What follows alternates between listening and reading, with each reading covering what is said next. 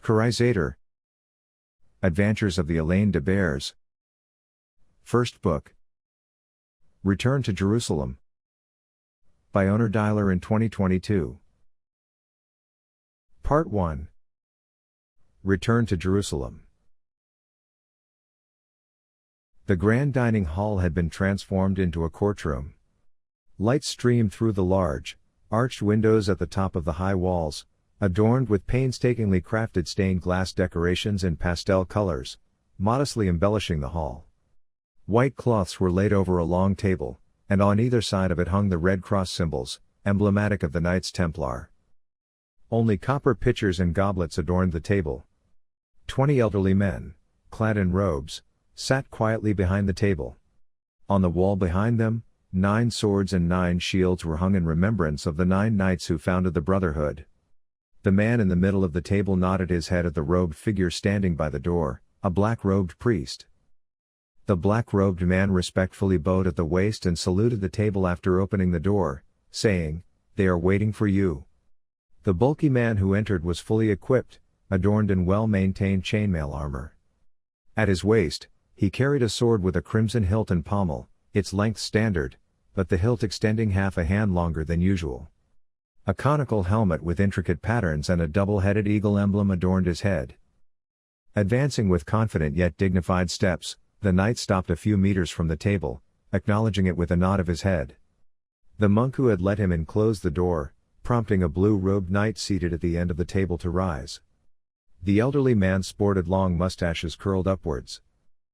"This will not be a trial, holy knight. What is spoken here shall stay here and not be repeated outside. Do you understand?" the aged man asked. "Yes, my lord," replied the sturdy man. "A copy of the recorded transcripts will be made and sent to the Vatican with your signature.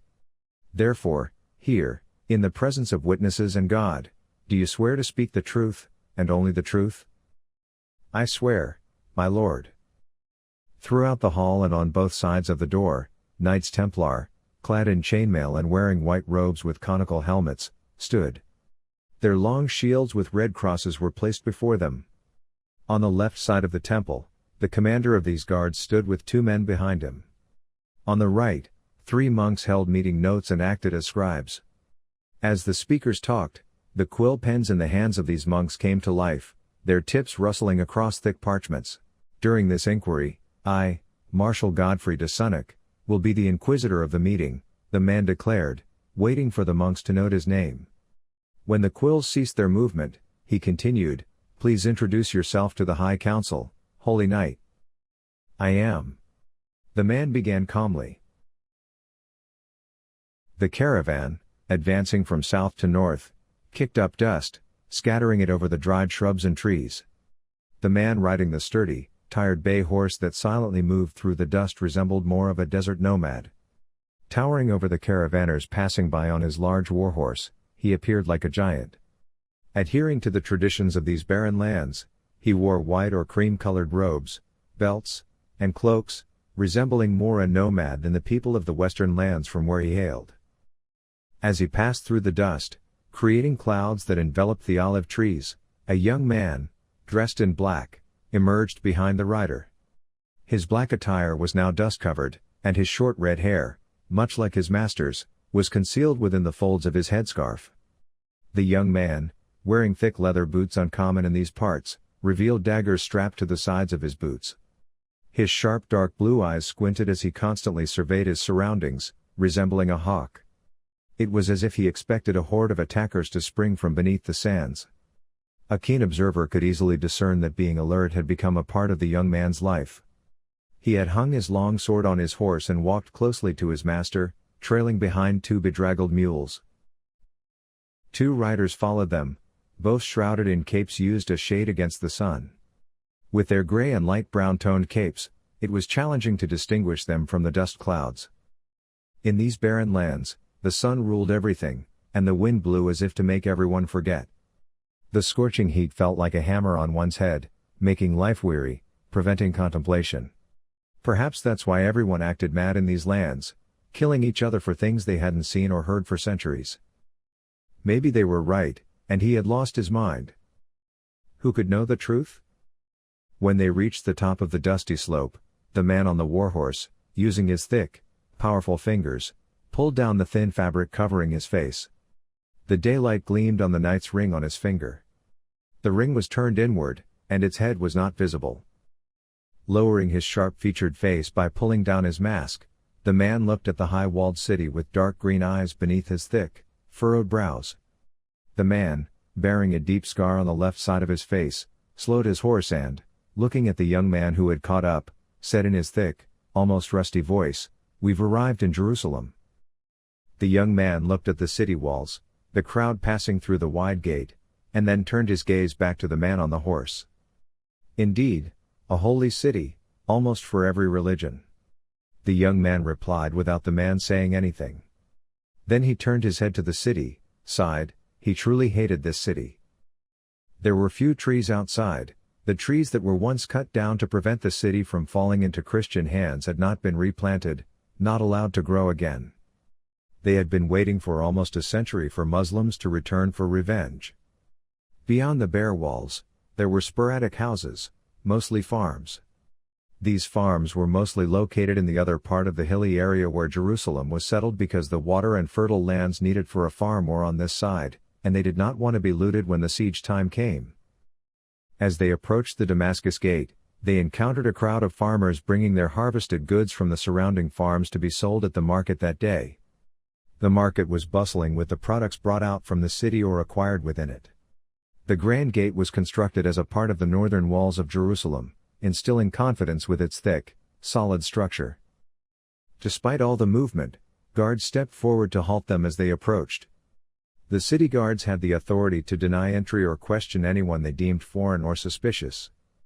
The oldest among the chainmail-clad and conical-helmeted guards on large horses asked the man on the grand horse, "Your name and your business in the city?" The man spoke as he lowered his hood, looking around. His horse was surrounded by 4 men, but there were 4 more individuals nearby. The city guards were trained by the knights, the true rulers of the city, and they took military discipline very seriously. "Titus Morgan," the man said, handing a rolled-up paper from his belt to the young city guard in front of him. The guard, covered in dust like everything else, handed the paper to the elderly man. Among their group, the elderly soldier was the only one who could read and write. The old man looked at Titus de Morgan's papers with stern eyes and asked, glancing at the sword hanging from his belt and seemingly lost under the fabrics, "Business or pilgrimage?" "Both," Titus replied. The elderly man glanced at the young man and the 2 riders quietly waiting behind and handed the papers back to the young man, asking, "Your servants?" "Yes," the young man said, handing the papers to the large man. He then calmly asked, "Is there a problem?" People were rarely questioned at the gate. "Routine check," said the old man, then signaled for his men to resume their positions, stating, "You may enter." As the small group entered without rushing, the elderly soldier, who watched them closely, called one of the city guards beside him and whispered something in his ear. Those nearby could only hear the words, "Hurry. He's here." The young man gazed at the thick and towering walls. The daylight was cut off, and the shadows sprawl concealed the entire city behind it. The sunlight, struggling to overcome, spilled over Jerusalem like golden pillars, lifting with the airborne dust. The city had already awakened, and the market stalls of the alert shopkeepers were open. Wooden shutters on the windows of the houses converted into shops on the lower floors had been opened. The young man grumbled in discomfort. The crowd overwhelmed him, making him feel lost or squeezed like a tightened rope. As he maneuvered through the crowd, he could see people of almost every religion wandering the streets. Some were Muslims, some Jews, some Christians. Some had fair skin, some were wheat-toned, and some were dark-skinned. The streets were filled with merchants shouting to advertise their goods, customers bargaining, and people inspecting merchandise. Amidst them were those embarking on business, pilgrims with crosses, or those just looking to pass the time. After passing the block formed by the first houses, 2 riders following them caught up, lowering the thin veils covering their faces. One was Chinese, a quite beautiful woman, and the other was Mongolian. The Mongol greeted the large man with a nod, and the 2 turned their horses eastward, riding away without exchanging greetings or farewells. The large man and his young follower turned eastward, entering another street. At the end of the street, partially paved with stones, the young man heard a loud and echoing noise. When he looked in that direction, he saw a large crowd shouting in chaos. They were shouting different things in different languages. Curiously, he looked at the man on horseback. The rider sighed, saying, "Pilgrims. That's the Church of the Holy Sepulchre," he added, pointing to their progress. "One of the holiest places in Jerusalem.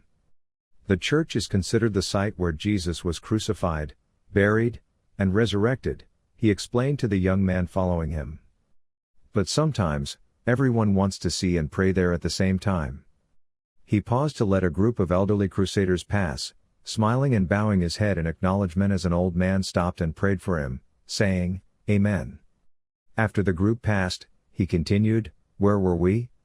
An important Christian pilgrimage site and worship center, but sometimes everyone wants to be there at once." Being a holy city greatly benefited the shopkeepers. Almost every shop sold portable religious items and souvenirs that pilgrims could purchase. Rosaries, crosses, prayer rugs, and hats were prominently displayed at the entrances of almost every shop. In the cobblestone streets, the sounds of horseshoes mingled with the sellers, and in the distance, they began to hear the sound of music. A few young men were making music with lutes, oud, and a string drum in a small group in front of a shop. In reality, one of them was probably trying out one of the musical instruments in the shop. Despite the discordant tone, they sang a boldly provocative tavern song, capturing the attention of the entire street. Their carefree joy was radiant enough to dispel the sorrow and fatigue hanging over the people. Even the black-clad young man, who trailed along with his mules, found himself smiling without realizing it. This was a rare sight. As he noticed his smile, he quickly covered his face with the end of his black linen headscarf, seemingly embarrassed. At the corner they turned, they saw a priest in black robes watching those young men with a furrowed brow. The priest grumbled with anger, muttering, "Infidelity. Sin. In such a holy place." As he clenched his robe with one hand and his staff with the other. Both travelers continued on their way, paying little attention to him. As they progressed through the streets, the earthen structure rose, allowing daylight to reach homes and streets. The light, filtering through the buildings, turned into tangible golden bundles thanks to the dust, and the smells of food and spices that could make one's stomach rumble began to emerge. The streets they now traversed were calmer and cleaner. 2 city guards patrolled indifferently. Some women were completely covered, some partially, shielding their eyes or protecting themselves from the sun. The young man paid them no mind, rather contemplating how people could live within these stone walls. He was not accustomed to such things. At this point, they arrived at a small fortress guarded by sentinels in white robes with red crosses on them, both on the walls and at the gate. The large building, unintentionally transformed into a temple while trying to build an inner fortress, was surrounded by a 3 to 4 meter wall. The place they reached belonged to the military order and the king, known as the Templars. King Baldwin had allocated a portion of the Solomon's Temple, where he himself resided, to them. Now the Templars used this place as their headquarters. The entrance to the fortress was marked only by the white and red cross banners of the Templar Knights and the king's flags. The man sighed again, as if reluctant to face the inevitable. As the cart pulled by 2 elderly horses approached, the large man stepped aside. At that moment, 5 knights emerged from the gate. Clad in chainmail, they wore their usual white and red cross embroidered robes over their armor, shields hung on their backs, and spears in hand. They were the leaders of the Templar Knights, younger and bulkier than the others. Disregarding them, the mounted man swiftly advanced towards them, shouting to the young man in his way, "Move aside." However, the young man, trapped between a wall and a cart, had no room to retreat. The knight, riding a white horse, pressed forward, cornering the young man, and struck him twice with his whip. "How dare you still stand there?" The young man raised his arm and reached into his robe, but the departure of the old man's cart forced the young knight and his men to swiftly retreat on their horses. The young man looked at his master, his face expressionless. The large man, glancing at the departing group, cheerfully asked, "Are you okay? Did it hurt?" It was evident that the large man found the young man's anger amusing.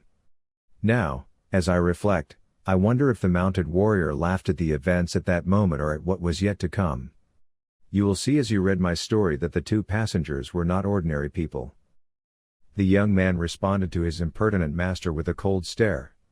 However, the man on the horse continued to chuckle, sometimes acting quite childishly and vulgarly. When the warrior on horseback made sure that the street commotion had subsided, he looked with interest at the beggar across from him, as if contemplating something.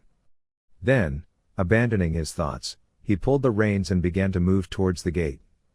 The young man, who had already distanced himself, cast one last glance at the riders and led the mules along. Seeing him, the gatekeepers straightened their posture, while those on the wall openly directed their attention to him. Regardless of his concerns, they wouldn't allow a Saracen on a war horse to enter. As the man with the horse slowly approached, the gatekeepers were skilled enough to feign indifference. Slightly raised long shields, lightly gripped spears. Only someone who had lived a lot and had a careful eye could understand these signs and evaluate what they saw. When the large man thought he was close enough, he slowly put his left hand into the loose, white linen robes and pulled out a silver amulet. Without pausing, he didn't introduce himself or say anything. There was no need, as the soldiers who saw the amulet suddenly reverted to their initial positions, allowing him and the young man to pass as if ignoring their presence. This was a rare occurrence, because rarely would one of their brethren have to secretly enter during the day through the front gate. A horse can cover a distance of 20 kilometers by running. Its speed can range from 40 to 60 kilometers per hour. However, if there's a saddled, armored, armed, and hefty man on the horse, equipped with a shield and a spear, the situation changes. The knights, realizing this over time, had been training their horses regularly to make them more resilient. Still, they had no chance of catching up with the lightly armored Turcopoles or the Arab cavalries. Fortunately, the place they were heading to was not very far, as the man atop the white horse was urging his horse ruthlessly with spurs. Bernard de Sonnac and his men, headed towards the eastern gate, burst through it like a storm. Bernard de Sonnac, who had long forgotten about whipping the foolish peasant who had slowed him down, was a handsome man with a handsome face, tall stature, broad shoulders, deep blue eyes, and golden blonde hair that made women sigh. With his newly polished chainmail, white robe, and white horse, he looked like a handsome prince from fairy tales. In front of them stood the Mount of Olives. Though it was actually just a modest hill, it was considered a sacred place for all three religions. According to the Quran, a bridge made of a fine thread would be established between Al-Haram and the Mount of Olives to distinguish believers after the resurrection. Those who could cross this bridge would go to heaven, and those who couldn't would go to hell. Jews believed that the Messiah, the Savior of the Jewish people, would come from the Mount of Olives to Jerusalem on the Day of Judgment. Hence, many Jews were buried here. Beyond the Mount of Olives, a farmhouse surrounded by low stone walls came into view. After passing through the garden full of olive trees, they saw a two-story house. City guards were waiting for them. Seeing the white-horsed man, the city guards instinctively straightened their postures. The city guards were also controlled by the Templar Knights. The Templars paid their salaries, acquired their equipment, weapons, and horses, and provided their training. Bernard struggled to stop his horse, dismounted hastily, and was about to run to the house when the elderly city guard, thickly mustached with his mustache curled up on both sides, intercepted his path. "My lord," the elderly city guard said. "Where?" Bernard asked, attempting to pass him. "Inside, my lord," insisted the man, not yielding to Bernard's attempt to bypass him. Bernard looked at the man first with anger, then with curiosity. The sergeant had never hindered him before, never gotten in his way, never shown any disrespect. Bernard, being a noble or a knight, could easily punish or whip him. Still, his rational and reasonable feelings held Bernard back. "Lord de Sonnac, please don't, because Lord Payanes," the man said, sounding disheartened. "What?" Bernard asked, pausing. The elderly man pointed to the pale-faced young city guards coming out of the two-story stone house and said, "Not just killed, my lord, but great disrespect has been shown." Bernard's jaw muscles tightened. He took a deep breath, nodded, and Arnaldo de Payanes, Bernard's master and mentor, was inside. His face reddening with anger, Bernard walked heavily towards the house. Arnaldo de Payanes was the former marshal of the order in Jerusalem. He was responsible for military decisions such as the purchase of horses and equipment, and the management of regional commanders. Retirement was not an option in the order, and Payanes had not requested such. The old man had lost his left arm in one battle and his right leg in another. However, at that time, he claimed he could still perform more duties and had moved to one of the order's estates, managing a farm. During this time, his assistant, Godfrey de Sonnac, took over the role, and Godfrey's son and Arnaldo's apprentice, Bernard, had taken the oath of loyalty to the temple. Whenever the young man felt troubled or doubtful, Arnaldo had been his mentor. Bernard loved Arnaldo as much as his own father. Therefore, as he entered through the door, he looked for a place to stand that he could barely bear. He had witnessed many conflicts, but for the first time, he was seeing such rage, such malice. The old man was unrecognizable, his eyes, ears, and fingers were severed. One of the city guards was about to cover the corpse with an old blanket when Bernard, with a stern gaze and a hardening expression, said, "Stop, we need to examine the victim." He wiped away all expressions on his face, just as Arnaldo de Payanes had taught him. The city guard looked at Bernard first, then at the old man, lowered his head, and withdrew. Bernard approached Arnaldo de Payanes with a deep sigh. The old man was sitting in a high-backed chair at the end of his long table, his arms and legs tightly bound, and a rope securing him around his chest due to having only one arm. There were deep wounds on his wrists, and the smell of burnt flesh reached Bernard as he got closer. When the old man approached, he noticed pieces of blankets hung on the windows and signaled them to the city guard. When the city guard lowered the blanket, a column of sunlight filled the room with swirling dust. When Bernard saw the wounds on the illuminated old man, he recoiled, grumbling. Every piece of Arnaldo de Payanes had been meticulously mutilated. Bernard murmured a prayer, seeking mercy and patience from God, and asked, "Servants?" There were 15 workers during the day and 4 at night. The morning workers came in, noticed the closed doors and windows, and entered. When they saw this place, they ran to the door. 2 of the night workers were in the back, 1 on the stairs, and 1 near the back door. "My lord," said the sergeant in charge of the city guards. "A theft, probably," said the sergeant. "Lately, gangs have been roaming from farm to farm." Bernard's blue eyes turned to the golden inlaid sword on the mantelpiece and the large silver cross on the cabinet behind Arnaldo de Payanes, next to the silver cups. Shaking his head, he said, "Not theft or anything of the sort."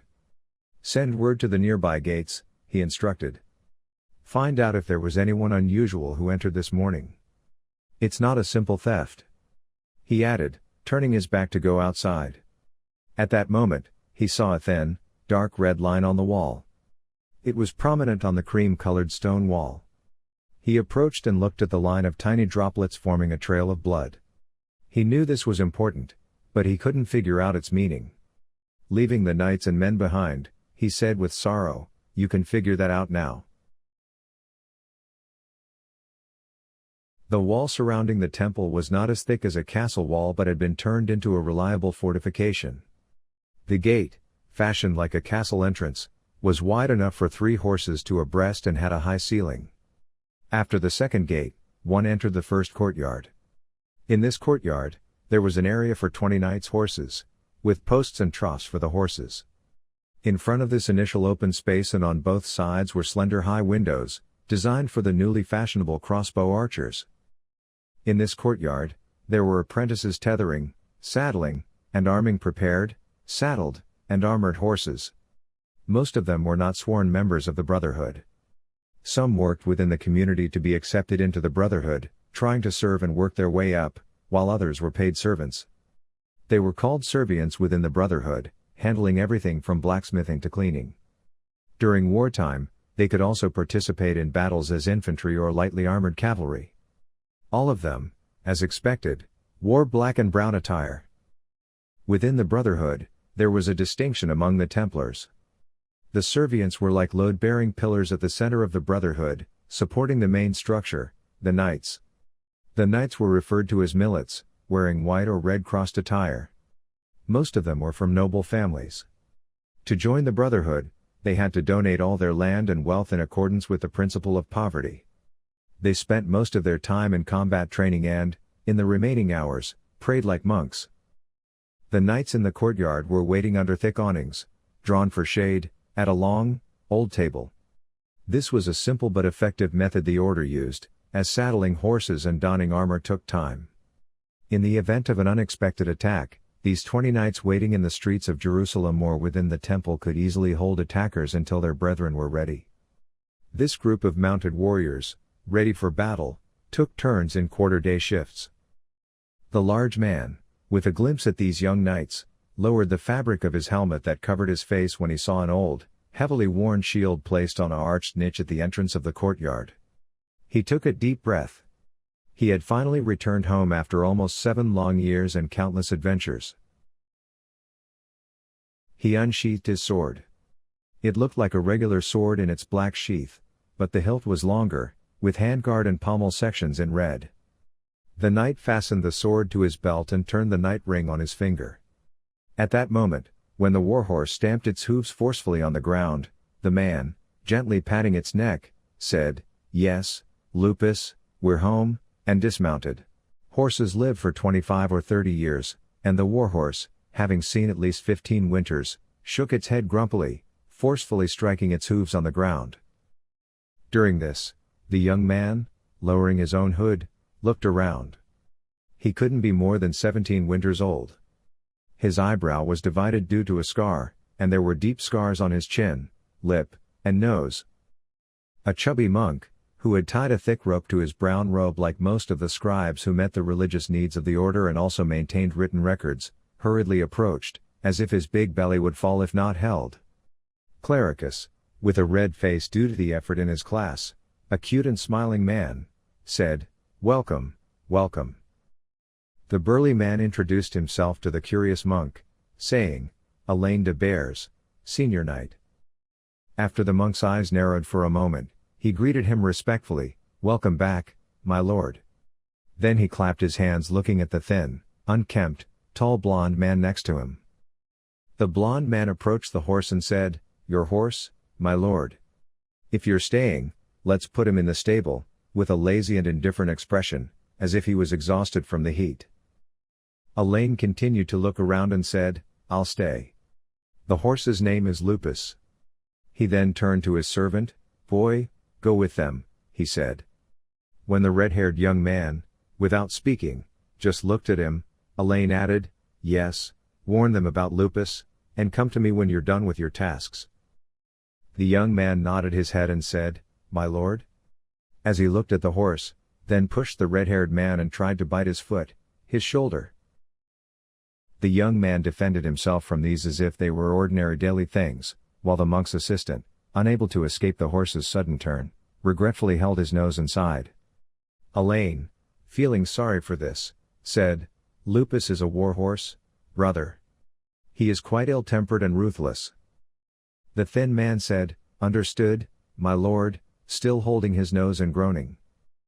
The young man who was pulling the mules looked and said, "My lord, I also need to record the young man's name. In the ledger, write Allain de Bures and his servant from Bordeaux, my esteemed brother." The monk asked, "Should we record him as a slave, my lord?" It was clear that recording a Christian knight or any infidel as a slave was considered unusual. Moreover, a Templar knight having a slave was also forbidden.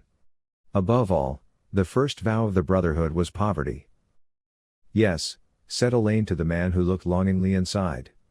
The young man with blue eyes seemed to have heard, understood, and ignored them. "Oh, and he's a slave or a servant? If he's not from our Brotherhood, he can't enter armed." The young man heard this and reacted then, turning sharply, staring harshly at the monk and Allain, raising one eyebrow. Allain nodded while the monk stammered, "The rules. Actually, Brother Bruno Brazio saw hundreds of knights every day, joked with them, ate with them, prayed with them.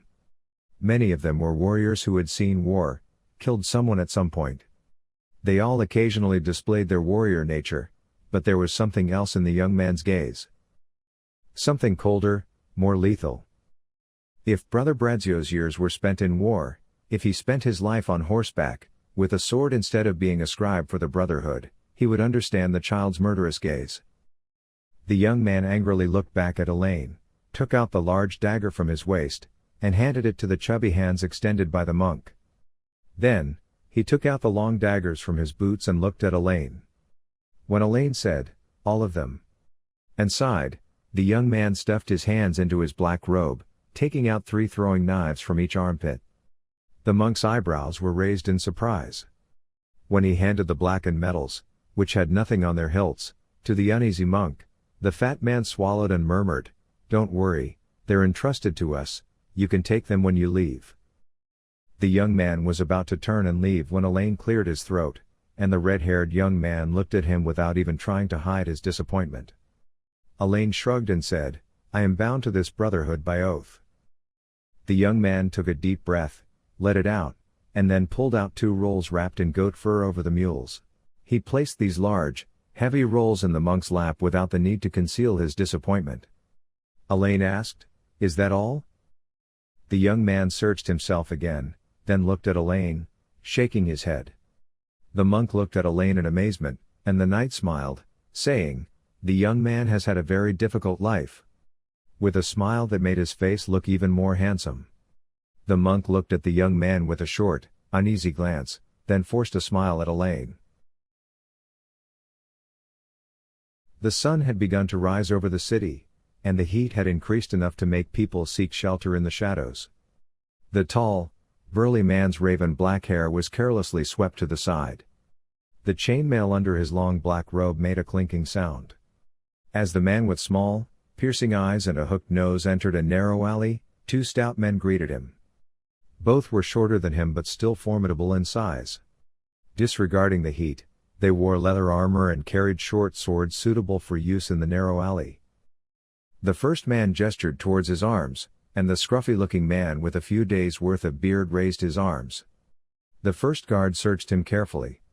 He carried a short sword on his right side and a longer one on his left, with a couple of curved daggers from the Saracens in his belt.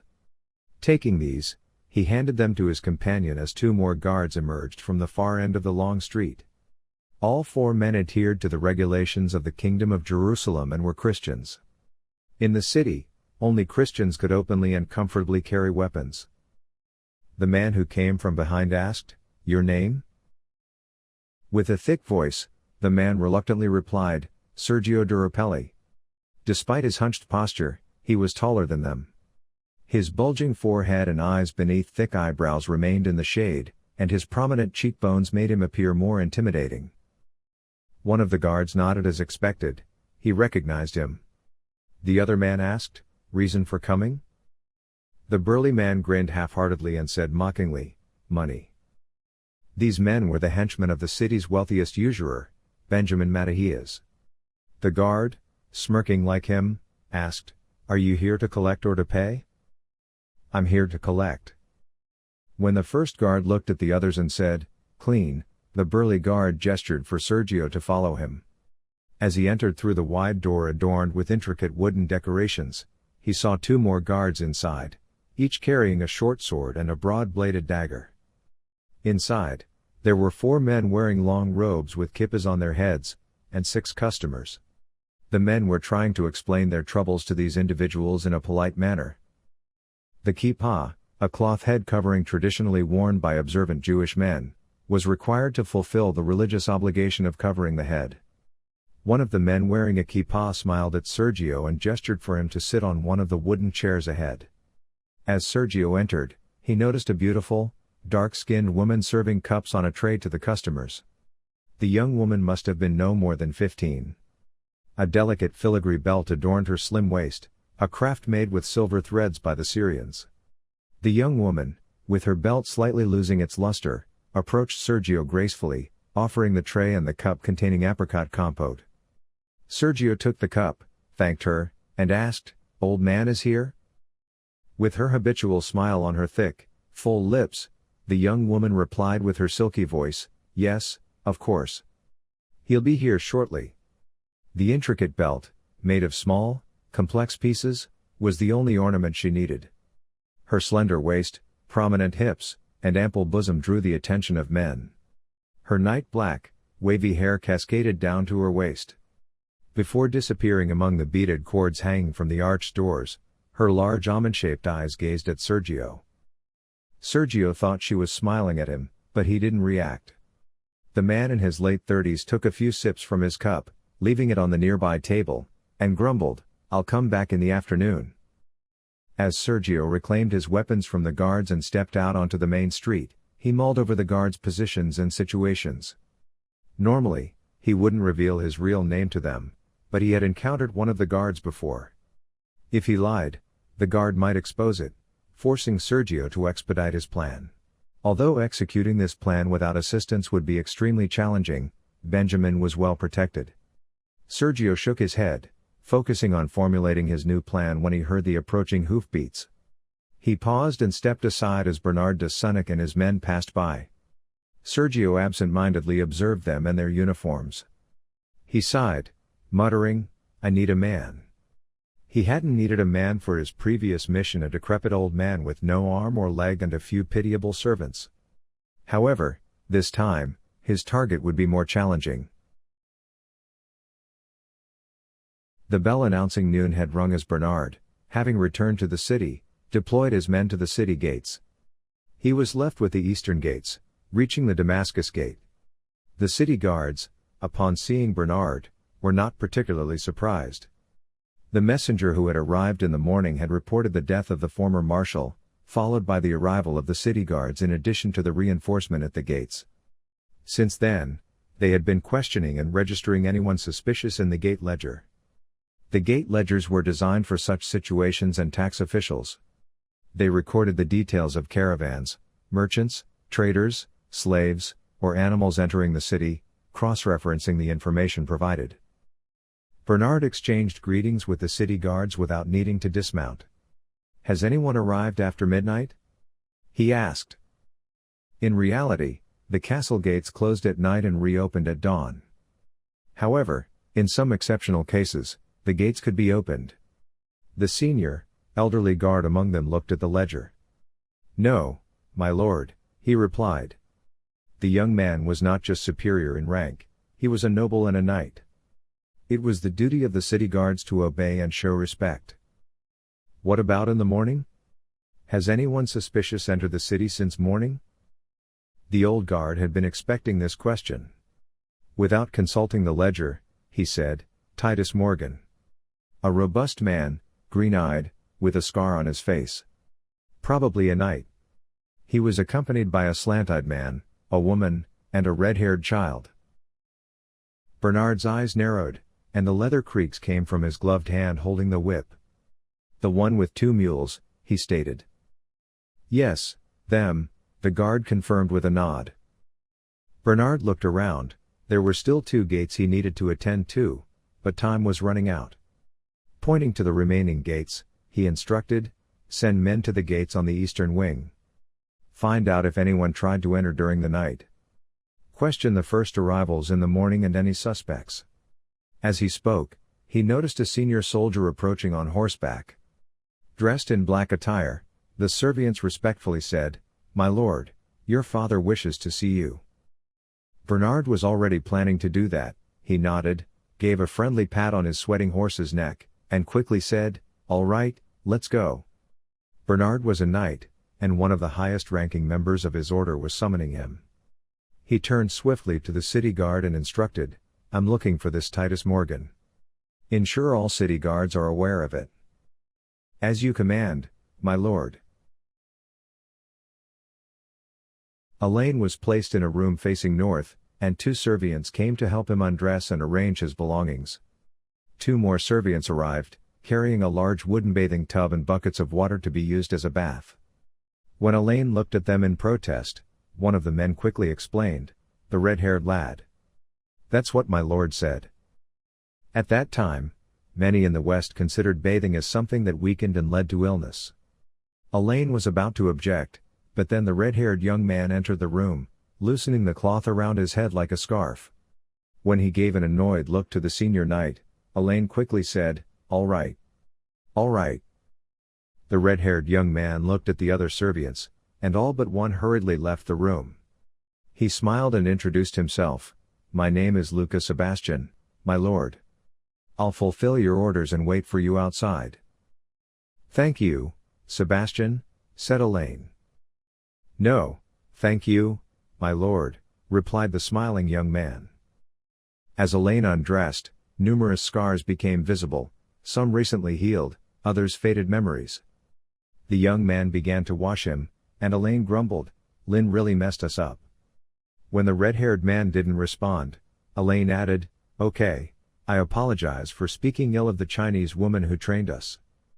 The young man continued to wash him without saying a word or making any sign. Without looking at him, Allain continued, "I don't think we'll stay here for a long time. Still, I'll ask Subutai and Lin to find a house." As they talked, the young man poured some brandy from a small clay bottle into a copper cup and handed it to his master.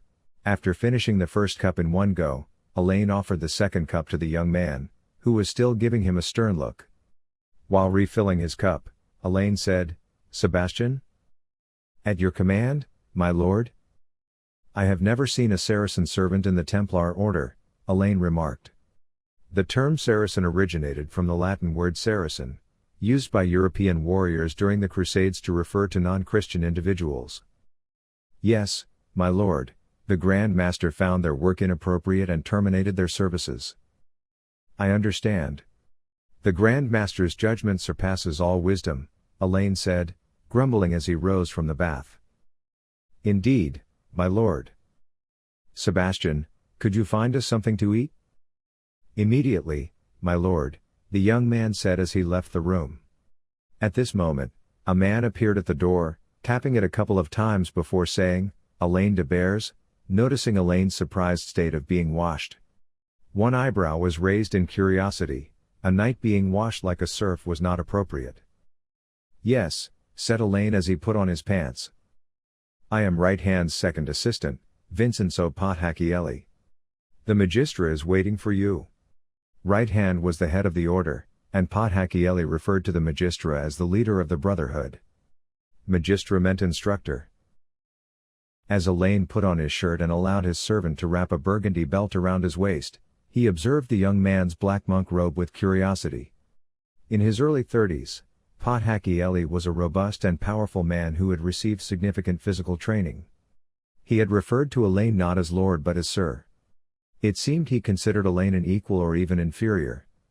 His demeanor, despite his attempted control, hinted at pride and considerable training in combat. Although rarely visible, Allain focused on the reason behind this, but the curly-haired, bearded man, with a quick glance at the cross-reliefs on the wall, asked, "This used to be the old Grand Master's room, didn't it?" "Yes," Allain said as he put on a long cream-colored jacket. "I was surprised they gave it to you," the man said, looking at the cross symbols on the wall. "It's the magistra's decision," Allain said as he attached his sword to his belt. The Marshal of the Templar Knights, Bernard de Sonnac, was in the northern armory of Jerusalem. This facility housed horses, blacksmiths, and heavy weaponry. Godfrey was the master of this stronghold, responsible not only for the sale of horses and weapons but also for ensuring the training, discipline, and continuous work of the city guards, a duty temporarily assigned to the marshal. At the same time, he wore his blue robe and tunic in service to the King of Jerusalem. The tunic displayed the square-shaped 5 crosses, the symbol of the Kingdom of Jerusalem, adorned with golden accents. He looked at the papers and scrolls on the large table in his spacious room, sipping his wine from a cup. He had lifted the thick mustache at the edges, concealing his lips in the middle. When Bernard entered and greeted him, he nodded heavily and asked, "What happened?" He had learned about the death of the former marshal, Arnaldo de Payanes, a few hours earlier. There were guards on all 4 sides of his dimly lit ground-floor room. One wall was entirely covered with parchment shelves, the other with cabinets, and behind his desk were a shield and two crossed swords. On one side were the emblems of the order, on the other, the banners of the Kingdom of Jerusalem. A large map of the region hung on the wall in front of him. There were plenty of miniature trees and decorative plants around, and carpets covered the floor. Several censers were burning continuously. They tortured him, Bernard said, describing what he had seen with a darkened face. With each detail recounted by the young knight, Godfrey's mustache bristled, his eyebrows furrowed, and his face darkened. "My God in the heavens, this is terrible," he muttered, pouring more wine into a second cup and handing it to Bernard. After Bernard drank half of the cup in one gulp, he grumbled, "Why would the Saracens do such a thing?" A complex expression passed over Godfrey's face. With a sigh, he asked, "What makes you think it was the Saracens?" "Who else could it be?" Bernard replied naively. Godfrey was about to say something but reconsidered. He had always tried to raise his son as a good man, a good Christian, and most importantly, a good knight. Bernard saw no shades of gray, he only perceived black and white, only good and evil. "Did you find anything at least?" he said as he went to the corner cupboard. "Yes, some suspicious individuals entered the city, him and his servants. Our people were lazy and just checked the man's documents.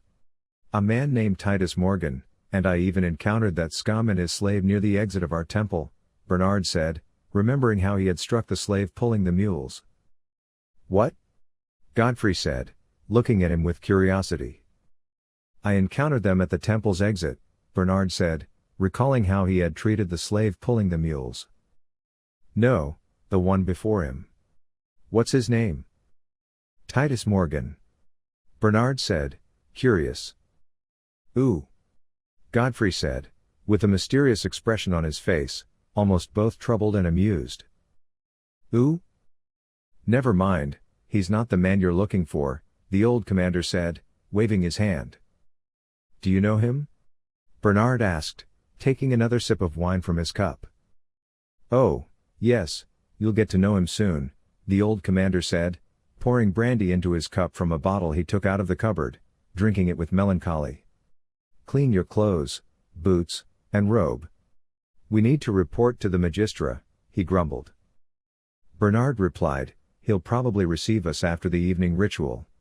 Until then, let me speak with my contacts, Marshal. Maybe someone has heard something. I can't go empty-handed to the Grand Master." "Yes, reasonable," the Marshal said, but it was evident from his face that this was not the only thing on his mind. "So, he's back," he murmured to himself. His voice was almost a whisper. Allain had donned his formal attire, a white robe, and strapped on the sword that the red-haired young man had taken off and inspected. The knight, accompanied by the man in the black robe, started walking down the corridor. His servant quietly began to follow them. The young man seemed to be Allain's shadow. "When did you join us, Brother Vincenzo?" "It's about to be 4 years, sir." "Why didn't you choose a more adventurous career?" "The order deemed it appropriate for me to work here." "Oh? Why?" "I am proficient in Greek, Latin, Frankish, and German languages. I received a good education in algebra, theology, and art," he said in a solemn manner. With a genuine smile, Allain asked, "Excellent. Where are you from?" "Rome." "Are you a Roman?" "No, Lombard."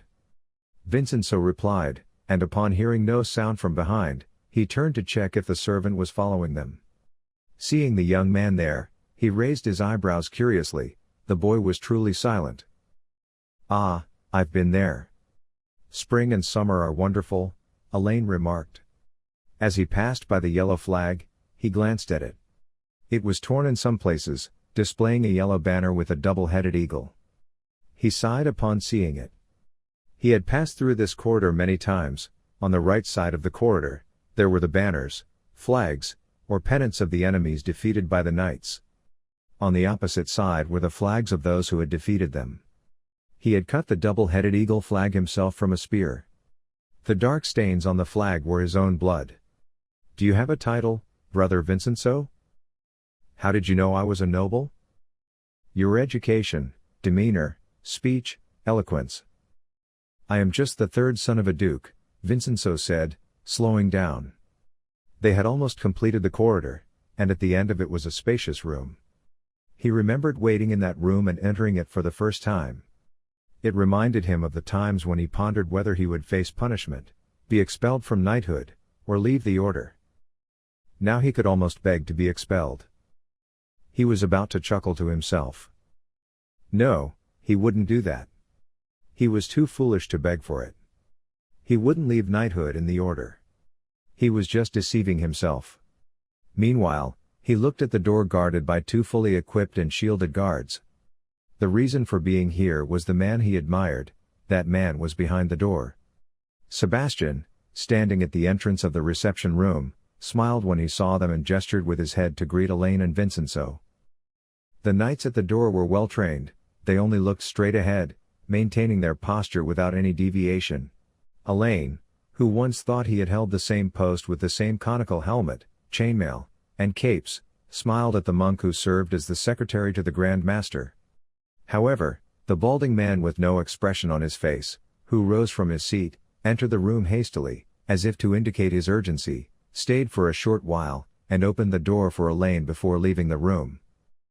Allain, who had already fallen behind, nodded to Vincenzo and then looked at the slave boy, saying, "Take care of the horses and mules, then report to whoever is in charge of the apprentices. Help them," he ordered. The red-haired man neither nodded nor said anything. He simply turned around and walked down the corridor. Allain passed through the door opened for him and entered a bright room with a faint scent of incense. The white curtains on the windows and balcony doors swayed gently in the wind. Images of saints, shields, banners, and carpets hung on the white walls. When Allain saw the burly, tall, silver-haired, bearded man behind the long table at the end of the room, he was surprised. Thinking he was in the wrong room and about to leave, the man said, "No, Allain, you're in the right room," with a smile. Looking around, Allain greeted Gilbert Harrail, saying, "Lord Harrail, I came to report to Lord Sabbah." The man, with thick fingers and a stern face, short hair, and a short beard, said, "Come in, Allain," as he poured wine into silver cups from his vessel. "How long have you been away?" Taking the cup extended to him, Allain replied, 6.5 years, my lord." The silver-haired man, with dark coffee eyes under thick white eyebrows, asked, motioning to his secretary to go or bring something, "Have you not stopped at any of our pens or temple houses on the way?" The monk nodded and left the room with a respectful attitude. Looking around, Allain replied, "I was ordered not to stop, my lord." Gilbert gestured for him to sit on one of the 4 wooden chairs in front of the table, saying, "I understand," and took a seat in the high-backed chair on the other side of the table. "We lost our dear friend Sabbah about 3 years ago. His absence deeply saddened us all. I hope, while enjoying the splendid rewards for the services he provided in this world and remembering us with our brothers in heaven, he is at peace." Allain nodded and raised his glass with a slight gesture, then took a sip of wine. "I'm sure you remember, my lord. I've never seen you forget anything." Gilbert said, "Neither have I," when there was a knock on the door, and another knight entered. As Allain looked at the tall and slightly stout man entering the door, the new Grand Master introduced, "My assistant, right-hand Giorgio Armand." Giorgio had come with Vincenzo. While Vincenzo waited by the door with the secretary and Sebastian, Giorgio approached them, saluted the Grand Master with a nod, and shook his head when Gilbert gestured toward the wine. Meanwhile, the Grand Master pointed to Allain, saying, "Master of Mystery and Whispers, researcher and advisor, renowned spy, and senior knight Allain de Bures," introducing and presenting everyone. During this, Allain had stood up and shook hands with Giorgio as he extended his hand. "Do I need to pledge loyalty to you, Grand Master?" As Gilbert gestured for both to sit, he waved his hand, indicating to forget about it. "No, your oath already serves our brotherhood. I am not a king, obeying the Grand Master's orders is already your duty and part of your oath." Releasing his held breath, Allain smiled, saying, "Ah. Well, I didn't think I could remember the oath. While Gilbert and Giorgio smiled, Grand Master Gilbert wagged his finger at Allain. You are a rogue, Allain de Bures, he said. Allain shook his head regretfully, murmuring, That I am, my lord. How did your mission go? Allain knew he was giving a report now. Fortunately, the Grand Master's assistant hadn't accidentally entered the room. We have accomplished the 6 tasks Lord Sabbah assigned, my lord. Our caravans can now travel freely from here to the lands of Iran. Merchants or pilgrims with no intention of war or espionage can come here easily. 2 of our agreements are pending, as Hasan Sabbah and Salahaddin have considerable influence in those regions. However, the assassins are highly divided among themselves. Regional leaders and balances are constantly changing. If we find suitable leverage, we can settle in those areas as we wish. We haven't approached our goal beyond Iran's steppes yet, but we've reached as far as China. The Grand Master nodded. One of the late Grand Master Sable's projects was to seize or establish an alternative for the Silk Road. What did we lose in return? He asked. Allain de Bures had set out on this mission with 11 companions. Allain sighed, took out a pouch, shook it in his hand, and 11 night rings fell into his palm. Jesper succumbed to a fierce illness, he said, placing the first ring with the Templar cross on it. Jacob and Narden were killed in an attack by a large band of bandits, he said, placing the 2 rings side by side. Lawrence tried to rescue a robbed woman in a market, and 2 robbers who followed him stabbed him. He said, placing his ring on the table. Payne slid off a rocky surface during a sandstorm, falling onto his horse. Givens, Olivers, and Kuntz died in a Mongol attack. Adam, Rienelf, in a siege we experienced with the Persians. Marenzio tried to prevent an assassination while negotiating with the Chinese. With his sacrifice, we can enter Chinese territories. May they rest in heaven. Mourned Gilbert Harail. It has been a heavy toll, but it had to be done. Yes, Magistra, said Allain. The mission of Allain and his companions was to facilitate the Templars' expansion to the east and north, obtain permission from local authorities for Templar houses, and find and arrange individuals who could serve as sources of information in the regions. You've brought a slave with you, Brother Bures, said Giorgio Armand. Nodding at Armand, Allain turned to Gilbert and said, I had his name recorded differently to keep it secret, my lord. He is Gunnar's son. Gunnar Sigurdsson? Said the Grand Master, taking a seat at his desk. Yes, my lord. We had placed him in Iran. Where is Gunnar? Asked the Grand Master. Gunnar wasn't a knight, he was a formidable warrior they hired for significant and challenging missions, but he had participated in so many tasks that the knights now considered him a brother. Allain said with distress, He's been killed, my lord. His family was taken over by bandits, and they fetch a good price in the east due to his red hair and blue eyes. Barbarians, grumbled the Grand Master. I found the child in Mongol territory. Does he have a name? Eric, my lord. I named him Eric Hardrada. What has he done there? You probably wouldn't want to know. Allain said, looking into his cup, raising the remaining wine to his head. Raising an eyebrow, the Grand Master said, Actually, now I'm very curious. Then a suspicion crossed his mind. Had Allain intentionally piqued his curiosity? He was truly skilled in these matters. Perhaps it was indeed so, as Allain de Bures looked at them and, as if obligated to speak, said, He was used as a gladiator in pit fights until I arrived. He was taught to kill anything that entered the pit with him. If he didn't fight, he lived chained to a stake like an animal. He had no difference from a beast and didn't speak. We taught him to speak, eat like a human, use the toilet, frankly, we taught him everything. To be honest, as a seasoned swordsman, he also taught me how to kill. With widened eyes, Giorgio asked, You brought such a thing into the temple? Allain helplessly looked at the Grand Master, but seeing that the Grand Master looked at him the same way, he said, We trained that thing along the way, Magistra. We? Magistra said, raising an eyebrow. I acquired a few companions on the road, hiding it was easy. Allain said with a charming smile. We parted ways before reaching Jerusalem. The Grand Master squinted his eyes. He had known Allain for a long time. Ah, I don't want to know this part, he said with a smile. Allain de Bures was a man who had earned the title of a spy even without any official recognition, and ever since Gilbert had known him, Allain de Bures had used most of his magnificent skills to give headaches to the leaders of the temple. Allain de Bures was as much a spy, provocateur, and manipulator as he was a knight.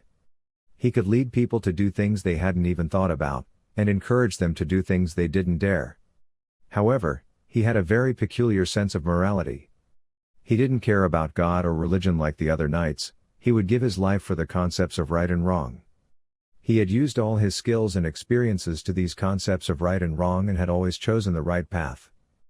But his stubborn attitude in choosing the good and right side had always been a headache for the temple, or rather, for its leaders. By the temple, I mean its leaders. Unfortunately, the current head of the temple was Grand Master Gilbert Chose of Harail. So, where is this Eric? Said Harail, sighing. He understood Allain, they couldn't leave Gunnar's son or anyone from the Hardrada lineage in that pit. In the stable, my lord. He'll join the novices after finishing his tasks there. He won't cause any trouble here, will he? Asked right-hand Giorgio. He might, but he won't initiate it, my lord, Allain said without lying or circumventing the truth. When Giorgio said, I wouldn't want any harm to come to the sole legacy of our beloved friend, Allain smiled and put the empty cup on the table, saying, Lord, if it comes to that point. As he smiled with a grin that unnerved both men, believe me, we won't need to worry about Eric. Eric Hardrada had followed the order given by Allain, gone to the stables.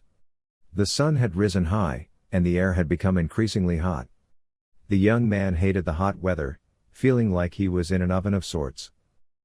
Despite the oppressive heat, Eric, who continued to move without relaxing, looked at the temple symbol made on the thick white fabric at the entrance. 2 knights on horseback. There were hundreds of war horses ready for action from a brotherhood that had sworn vows of poverty, chastity, and obedience. Eric recalled what Allain had told him before he came. The order had been founded long ago by the French knight Hugh de Paynes from Champagne and 7 other knights. Although the names of the others were known, the 9th knight's name had not been recorded. The primary duty of the knights in the temple was to protect Christian pilgrims in Jerusalem and the Holy Lands. Essentially, it was a religious warrior group. Those who joined the brotherhood gave their wealth to the order and served in the temple houses, temple fortresses, or farms of the brotherhood. The order provided for all their needs. Bound by their oaths, this brotherhood was a closed community with strict and clear rules of conduct. The center of the community was here, the Temple of Solomon. King Baldwin II of Jerusalem had allocated the historic complex on the Temple Mount to them. This structure was commonly referred to as the Temple of Solomon, and thus the brotherhood soon became known as the Knights Templar or simply the Templars. Most of the horses in the small cabins were Western horses strong enough to bear the weight of the knights. Most of the war horses had to be quite unruly because they needed to fight as well as their masters in battle. Eric passed through the quarters consisting of 50 cabins side by side. The dim corridors smelled of a mix of horses, hay, and dung. When he entered the second stable, 2 novices were whipping Allain's warhorse, Lupus. Eric accelerated and started running. His eyebrows furrowed as he ran, and lightning began to flash in his eyes. One of the novices held his bitten shoulder, and the other continued to beat the horse in the small stable with anger. When the whip, making a sound like the wind in the air, struck the horse again, a storm hit both novices. The 2 novices were thrown to the ground, and as they looked in surprise at what had hit them, Eric had turned. Eric loved Lupus, who had turned. The 2 novices, who had risen in anger to attack Eric, realized that they were not enough to fight him. He bit me, said one of the young men. The other young man chimed in, saying, horses should know their master. In support of his friend, but Eric paid no attention to them.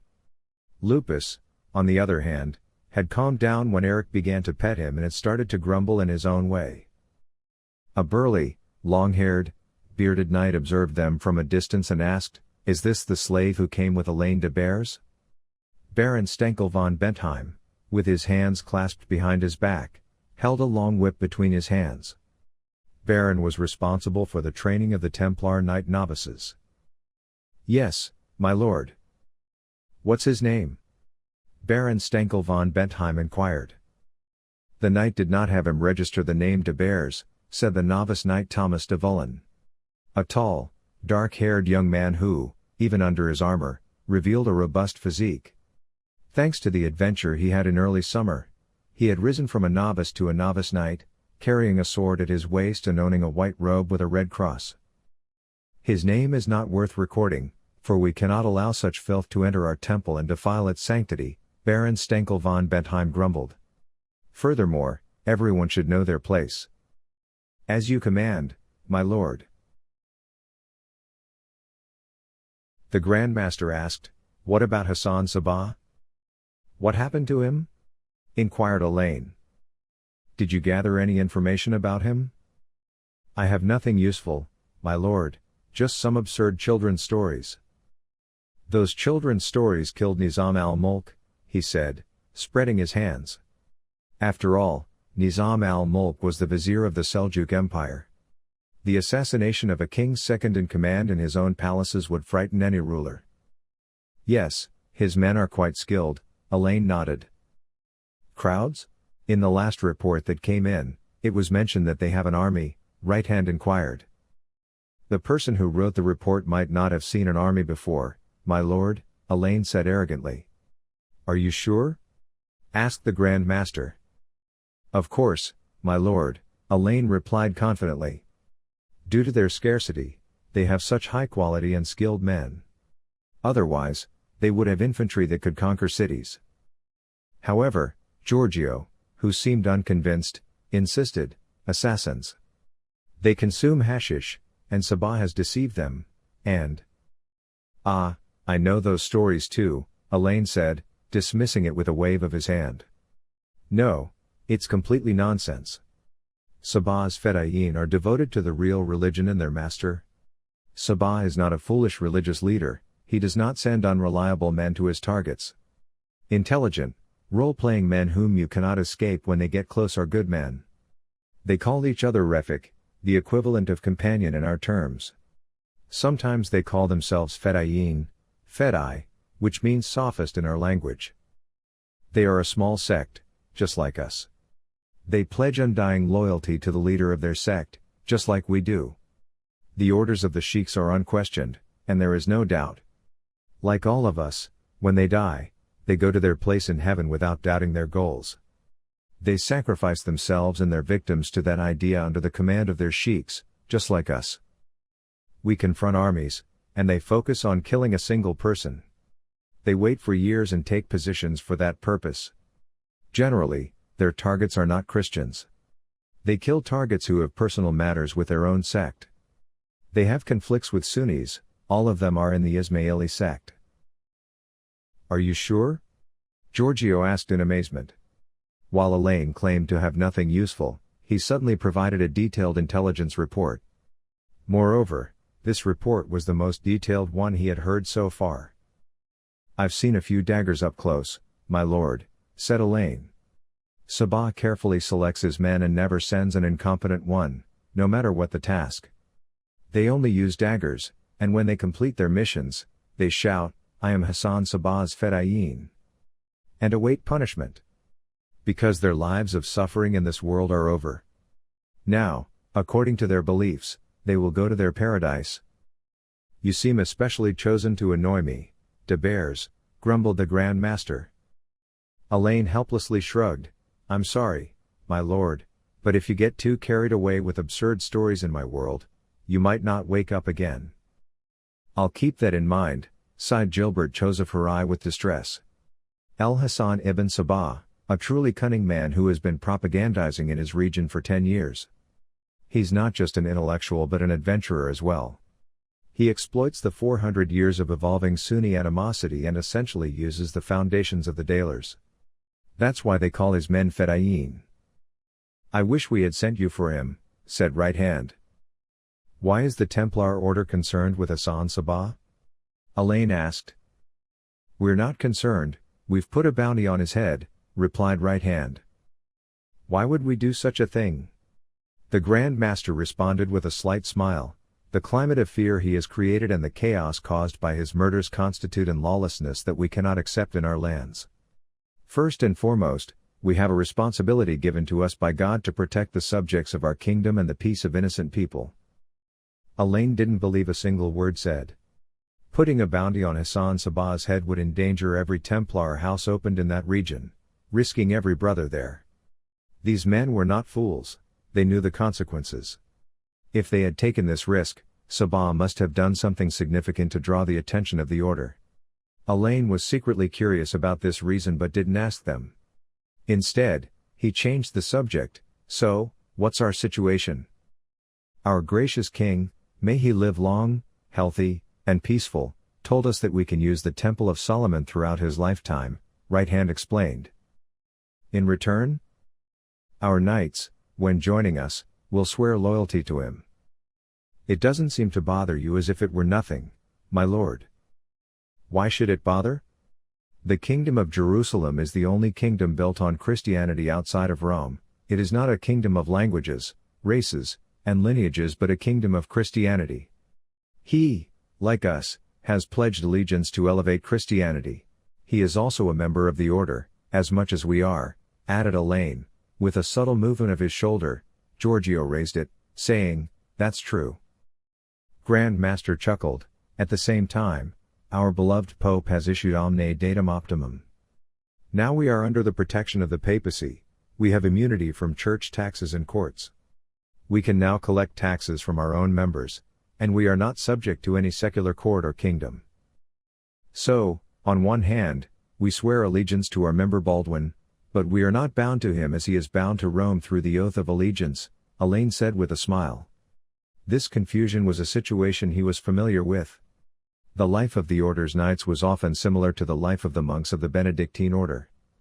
They had a simplified structure that valued prayer and eremitism. However, once integrated into the world, some boundaries could become blurred, such as swearing an oath somewhere while another place released them from those oaths. Yes, my dear son, said the Grand Master with a gentle smile. At the same time, as always, we are under siege. In the south, beyond the barren lands, there are the Fatimids. To the east, the Abbasids surround us, gathering their strength. We can easily go as far as Alexandretta along the coast, but beyond that, it gets complicated. But we are preparing for war. Right Hand and the Grand Master briefly looked at each other. How did you reach this conclusion, de Bures? Right Hand asked. Allain smiled. Preparations are evident, my lord, if you know where to look. Do others understand? The Grand Master asked with concern. They won't understand before it's too late, my lord, Allain replied. The visibly relieved man let out a breath he had been holding. The good king has instructed us to be careful and keep our mouths shut. Allain only said, Understood, my lord, in response to the unspoken order of silence from the Grand Master.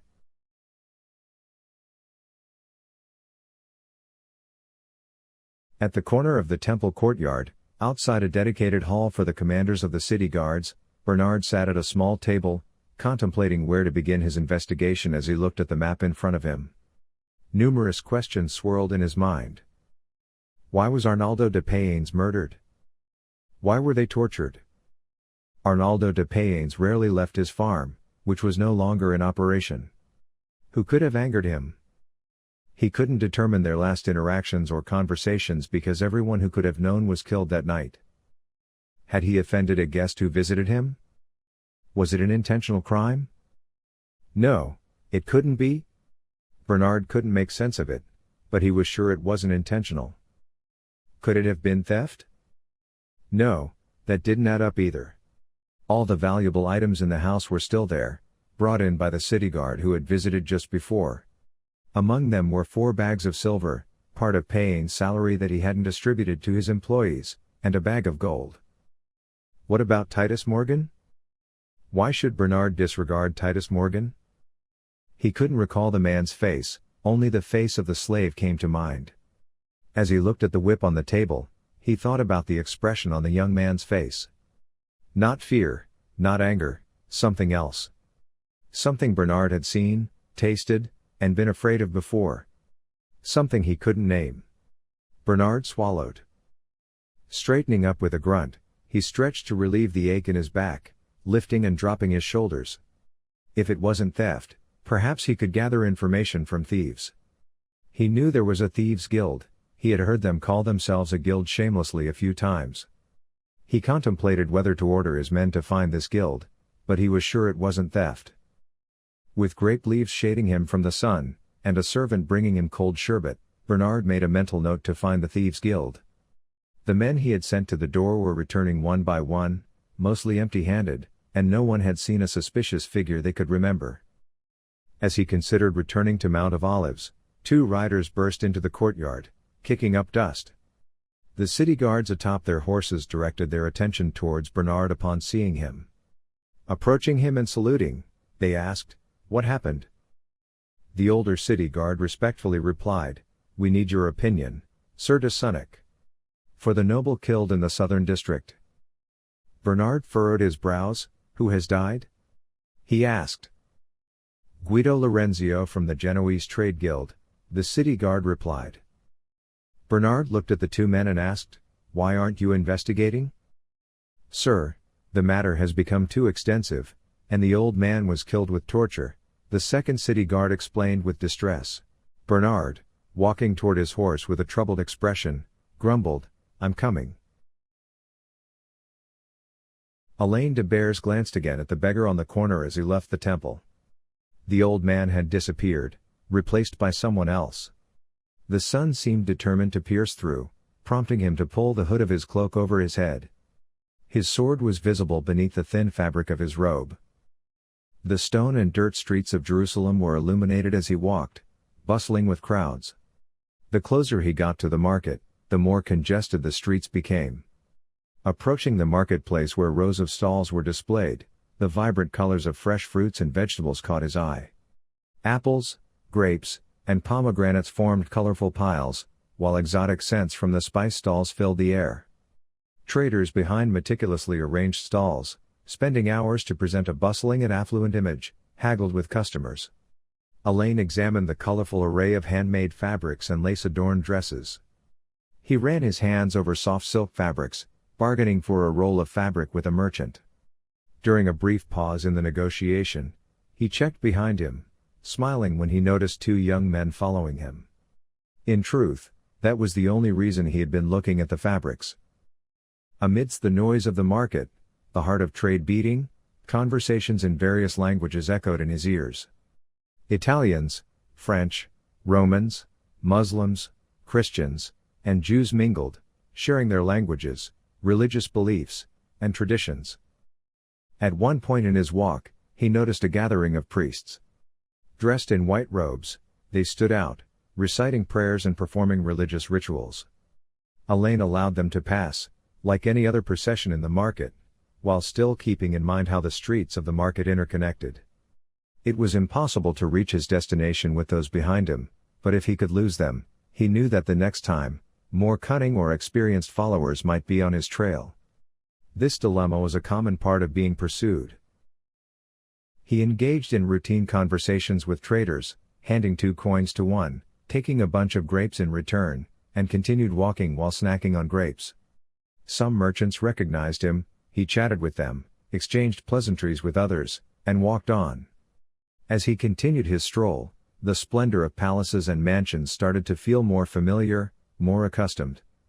Jerusalem was indeed a capital, dazzling to behold.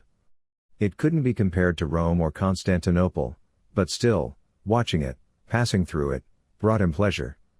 Towers made of stone and elegant courtyards reflected their wealth. These places, where nobles lived, had once hosted kings and aristocrats and had also witnessed brutal killings of people. Allain grumbled without finding pleasure in the cruel joke his mind played on him. When the Crusaders took Jerusalem, they slaughtered every soldier, woman, and child. Some streets were filled knee-deep with blood. Those who settled here since then slept with the thought that one day Muslims would take revenge for this massacre. It was one of the harsh realities of living in Jerusalem. One day, the possibility of facing the sins of the past. In the market, street performers in colorful costumes presented acrobatic displays and musical performances. Acrobats, turning their colorful juggling clubs to the music of two discordant flutes and a zurna, circled each other in a lively manner on a temporarily constructed stage. Allain, standing on the platform and enjoying the enthusiasm and skills of these street performers, watched as the crowd applauded them. After observing them for a while, he entered a small and crowded street behind him. This was the street of the old glass artisans. Some of the vibrant glass items were crafted here, some in Italy, and some in Constantinople. Allain particularly examined the glass items up to the fourth shop, then entered the fourth one. He handed the prepared 2 silver coins to the burly man who was looking at him with curiosity and took off his robe. Taking a deep breath, the man, taking the silver coins, said quickly, "I didn't know you had returned to the city, my lord."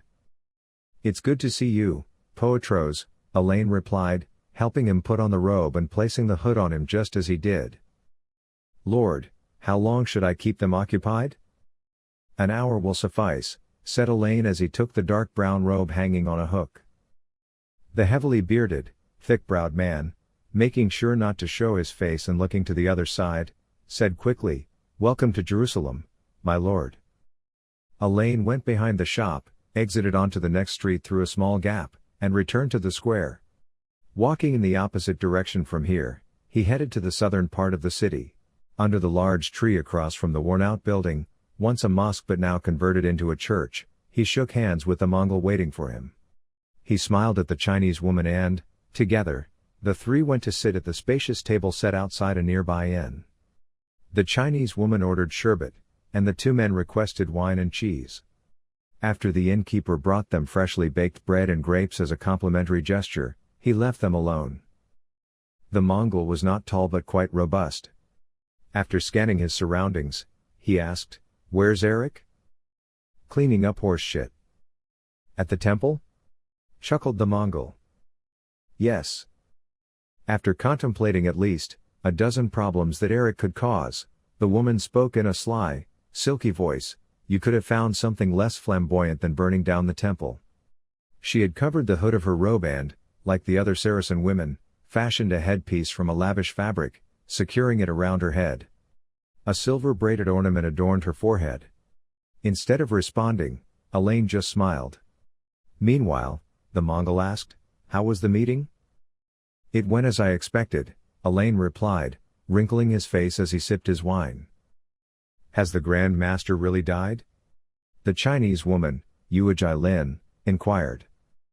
"Yes, his assistant has taken his place," Allain said. He had already learned of the Grand Master's death near Iran. "What did you do?" Yuji Lin asked. "I acted surprised," Allain replied, smiling at her. "Why don't you trust your own brotherhood?" the Mongol, Subbute, questioned. "Don't you know me yet, Subbute?" Allain asked, smiling at him. "I do, but asking is still amusing, Christian," Subbute remarked, putting a piece of cheese into his mouth. "Have you settled in?" Allain inquired. He had already told them where to go and how to introduce themselves before entering the city. Allain de Bures rarely engaged in unplanned activities. "Yes," Yuji Lin replied. "Stay low-key," Allain advised, raising his wine to his head. He had little time, he needed to make the most of it. Tossing a silver coin onto the table, he stood up. As he rose, Subbute grumbled, "I'm a Mongol, she's Chinese. Do you realize how difficult what you're asking is here?" "Life is not easy," Allain replied before blending into the crowd on the street. Eric skidded and tumbled backwards. As he tried to recover, someone else hit him with a training spear and he fell out of the shadows of the barn and onto the dirt field that was the training ground. 2 cadets emerged from the north gate, 3 from the east gate and 2 from the south gate.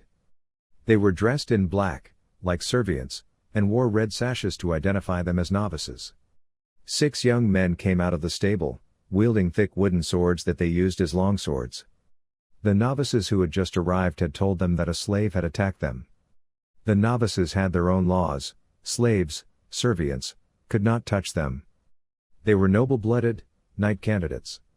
Servients, captives and slaves had to know their place. And then these rules were the unwritten laws that everybody knew.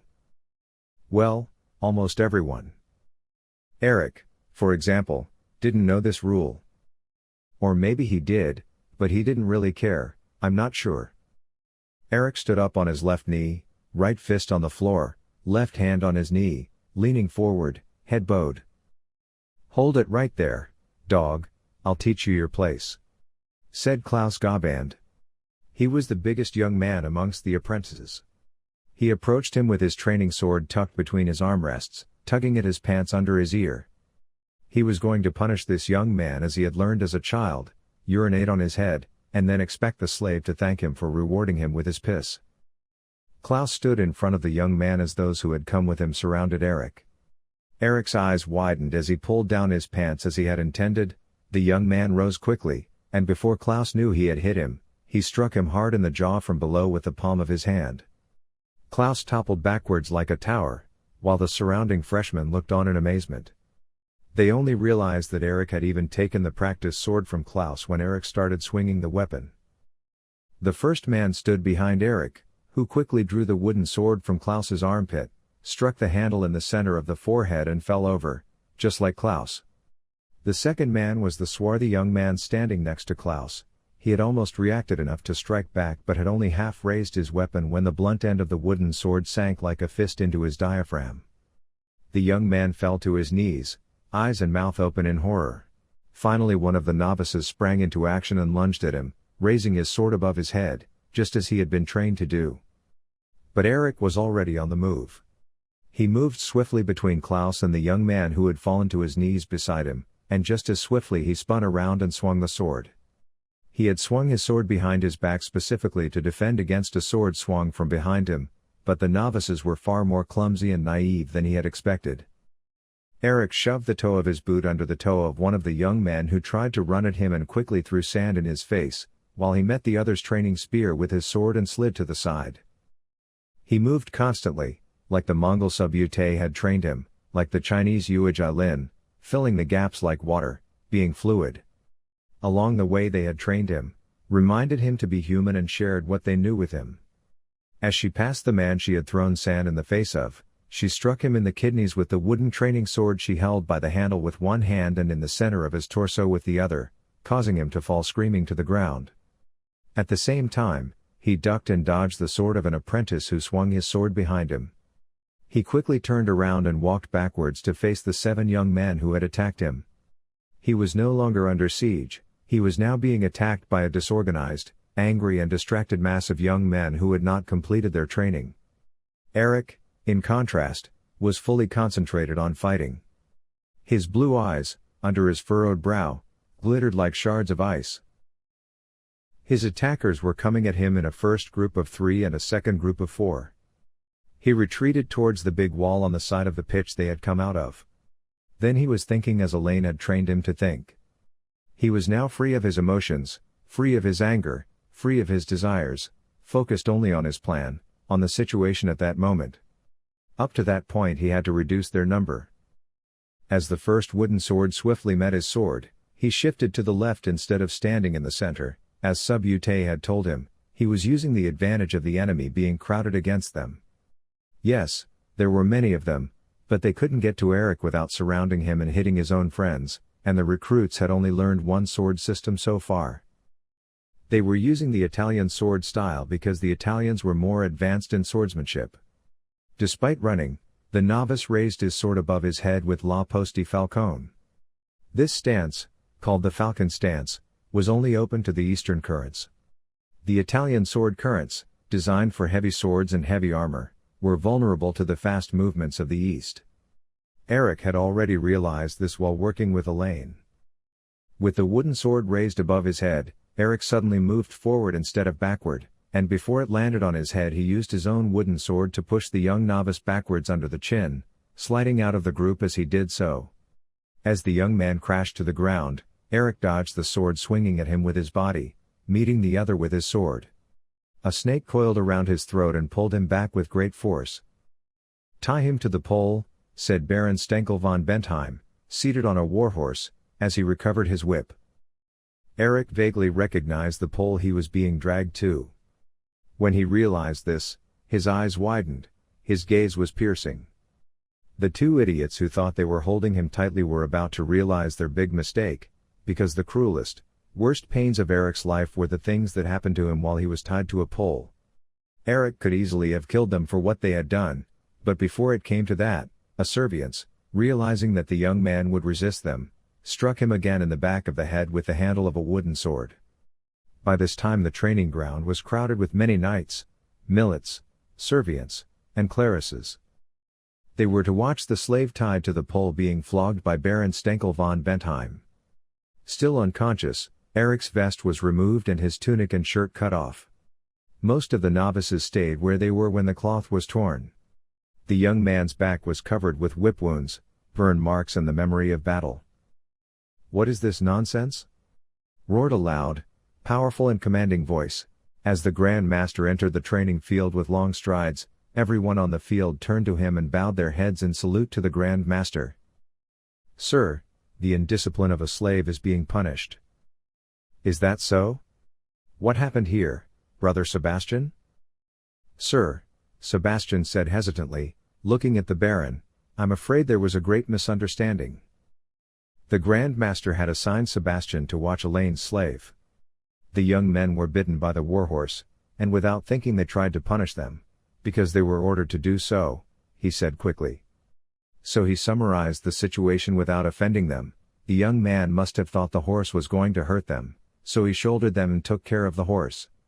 The youth, thinking that a slave had attacked him, informed his superiors, who, in accordance with their training.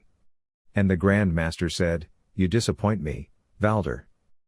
"I apologize, Magistra," Valder said angrily to the still unconscious Eric, then reluctantly bowed his head to the Grand Master. It was a complete misunderstanding of events. "Don't apologize, Valder. Make no mistake, we are Knights of Christ, not a bunch of Saracen thugs. If we can't control our own novices, how can we protect the pilgrims who seek refuge with us?" he said, gesturing for them to untie Eric before clasping his hands behind his back. "You are right, my lord," the Baron said. The Grand Master raised his head and addressed them all. "If power makes you cruel, then the faith of God in your heart is weak. My son, go and think about that in church." "Yes, my lord," said the Baron, as everyone on the drill field bowed their heads. By this time Sebastian had poured a bucket of water over Eric's face. Eric stood up quickly, shaking his head from side to side. He looked around more like an animal ready to fight than a man, but when he realized that no one was going to fight, he looked curiously at the old man. Remembering what Allain had told him, he clasped his hands together and bowed slightly to greet the Grand Master. "You boy, where is your master?" The young man looked at him, did not speak. The Grand Master sighed, shook his head, waved his hand at those around him and gestured for them to disperse, muttering, "He must be outside." "Sebastian," he called out. "Yes, my lord," said the young Servians. "The boy will stay in the dormitory. It is your duty to take care of him and Allain when he arrives." "Yes, my lord," said Sebastian. The Grand Master motioned for the Baron to walk with him. The Baron handed his horse to one of the junior knights and came to the Grand Master. "How was the boy?"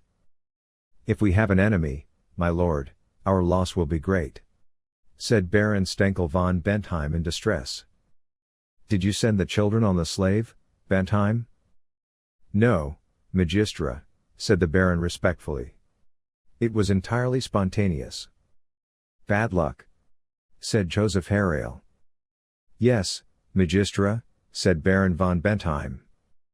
"Let them not seek revenge," said the Grand Master. "But they are too young, sir, and anger and pride may make our orders seem trivial to them at the moment," said Baron von Bentheim softly. He was sure the young men would beat the slave into submission in the dormitory. He did not want to prevent them. "We are the Knights Templar, Baron von Bentheim, and if we have novices who cannot obey a simple order, we should not keep them or their trainer in the center," said the Grand Master in the same soft tone. "You are quite right, Magistra," Baron von Bentheim swallowed, for the Grand Master had just threatened to banish him from the Brotherhood and from Jerusalem.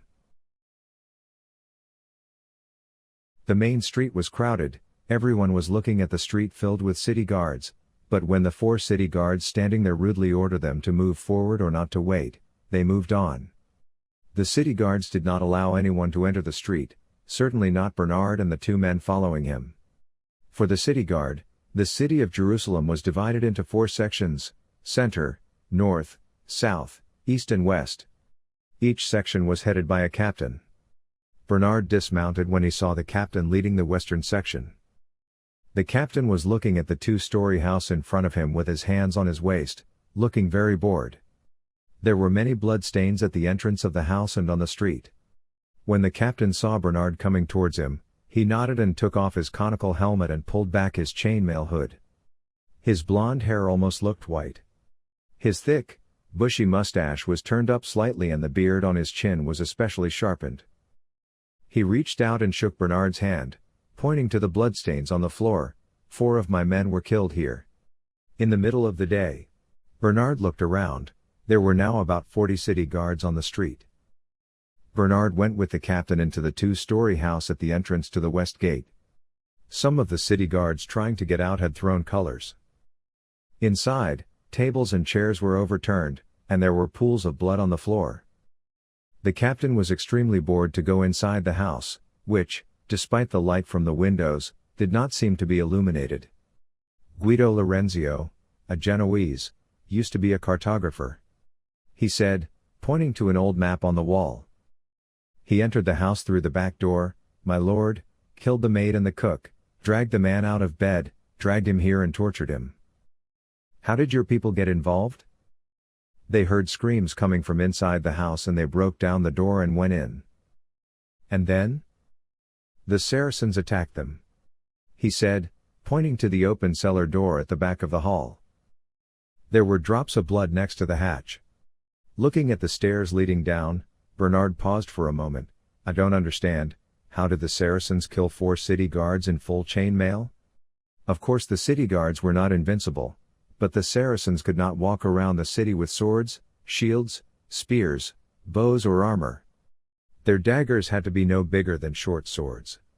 Without them it would not have been easy to kill 4 men in chainmail, with swords and training.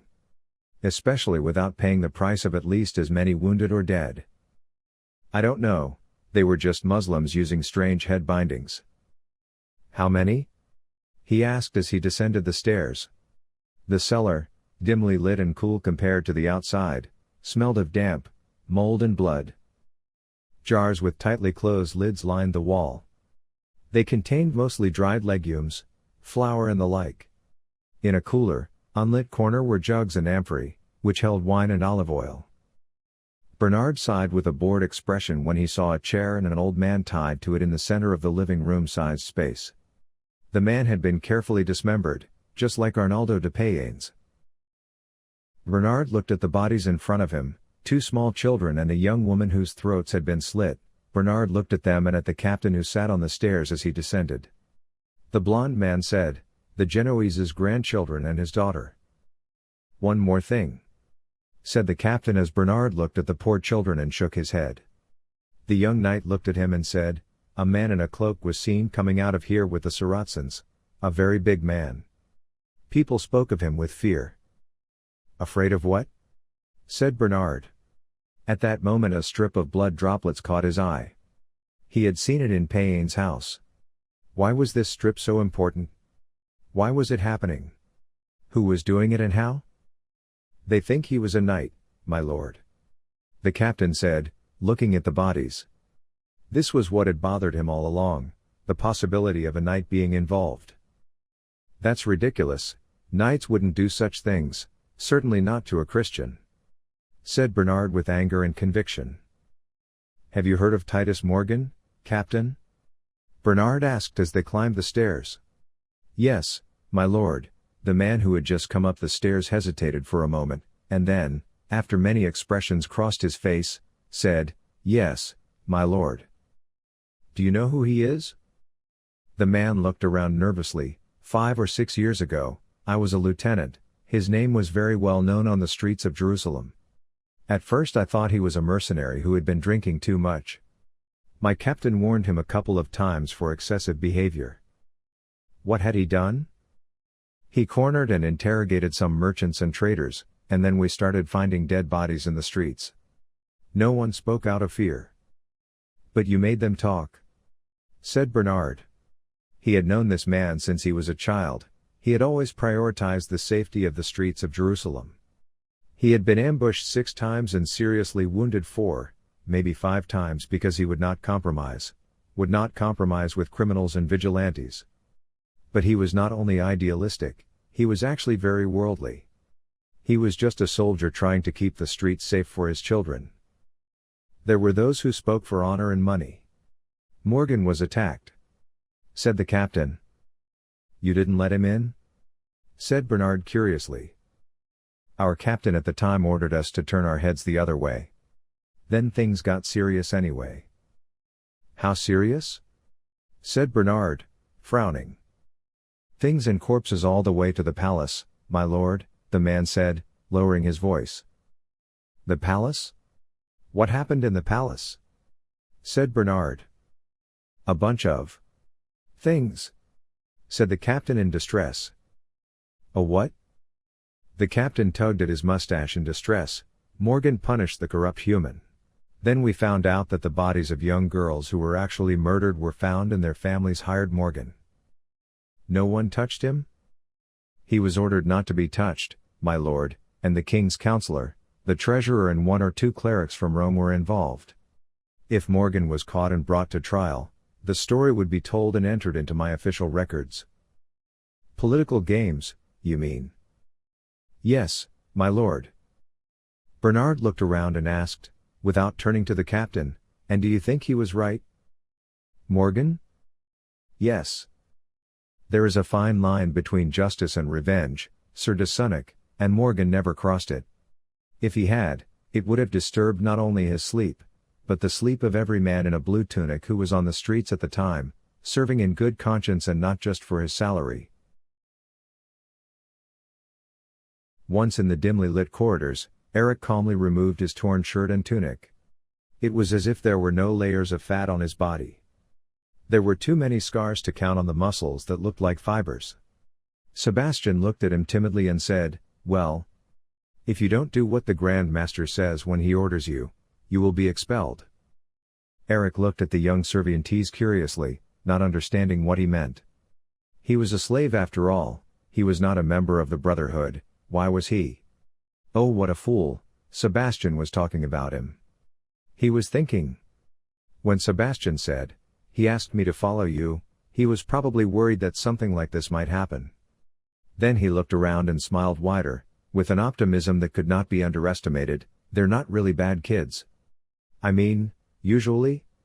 And when he saw Eric looking at him and raising one eyebrow, he said, no, they don't mess with me, because they don't see me, nobles don't see servients, he said with a charming smile. Eric turned his head and looked down the corridor they were traveling down. On both sides of the corridor hung models of heavy wooden swords, spears, mallets, war hammers and other weapons, ready for training.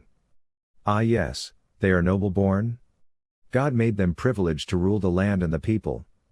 Sebastian said, believing what he was saying.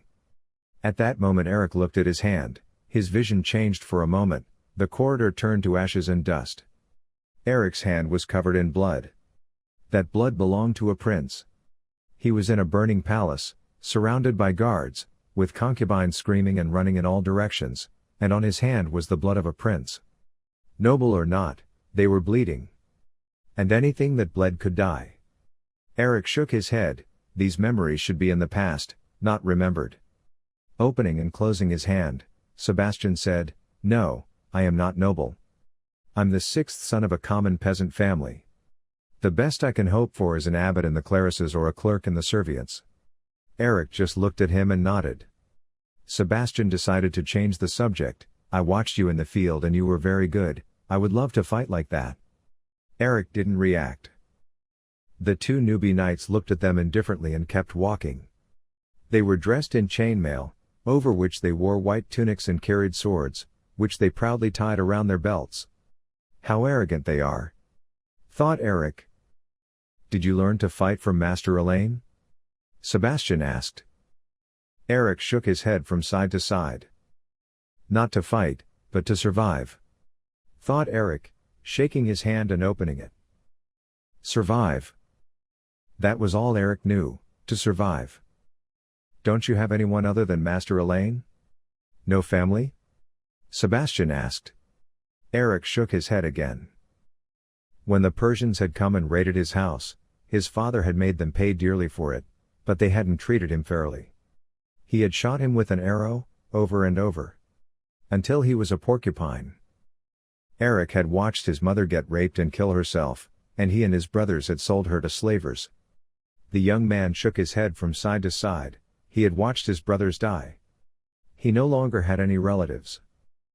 I'm so sorry, Sebastian said. But where did you learn to fight? Eric looked at Sebastian and pointed to his wrists and neck. Looking at the calloused scars there, Sebastian at first didn't understand anything, then his eyes widened and he said, You learned as a slave. I understand.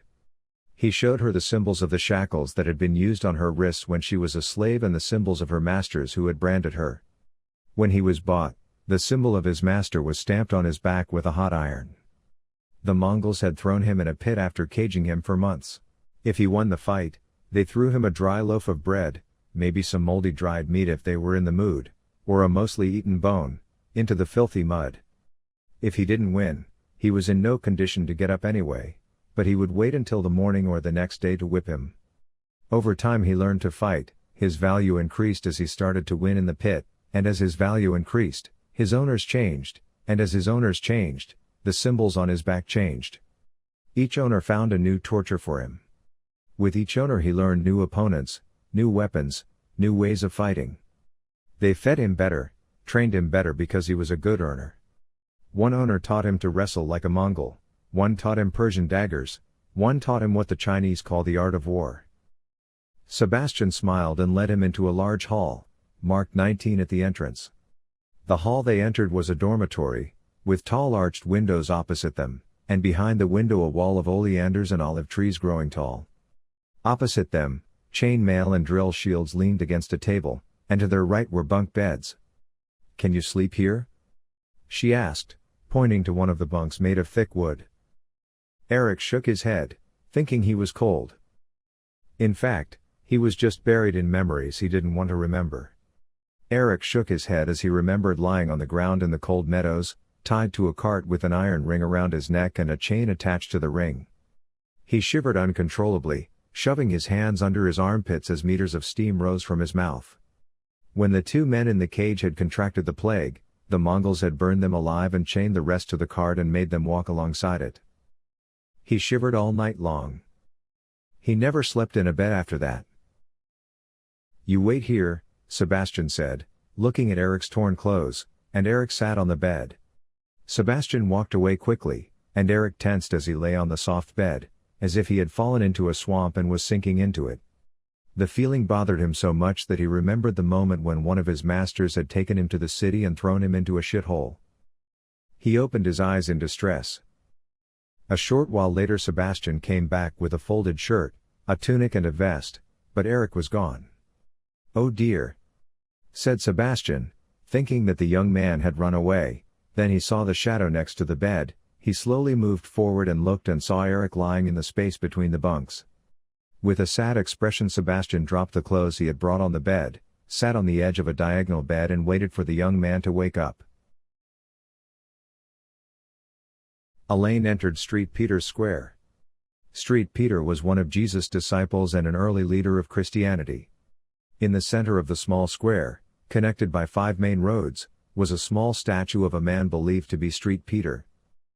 On a small platform to the north of the statue was a thin man with long hair and a long goatee, tied by the neck and wrist to a wooden platform. A young city guard stood guard over him, amusing himself by throwing rotten fruit and vegetables from the market to the west of the square.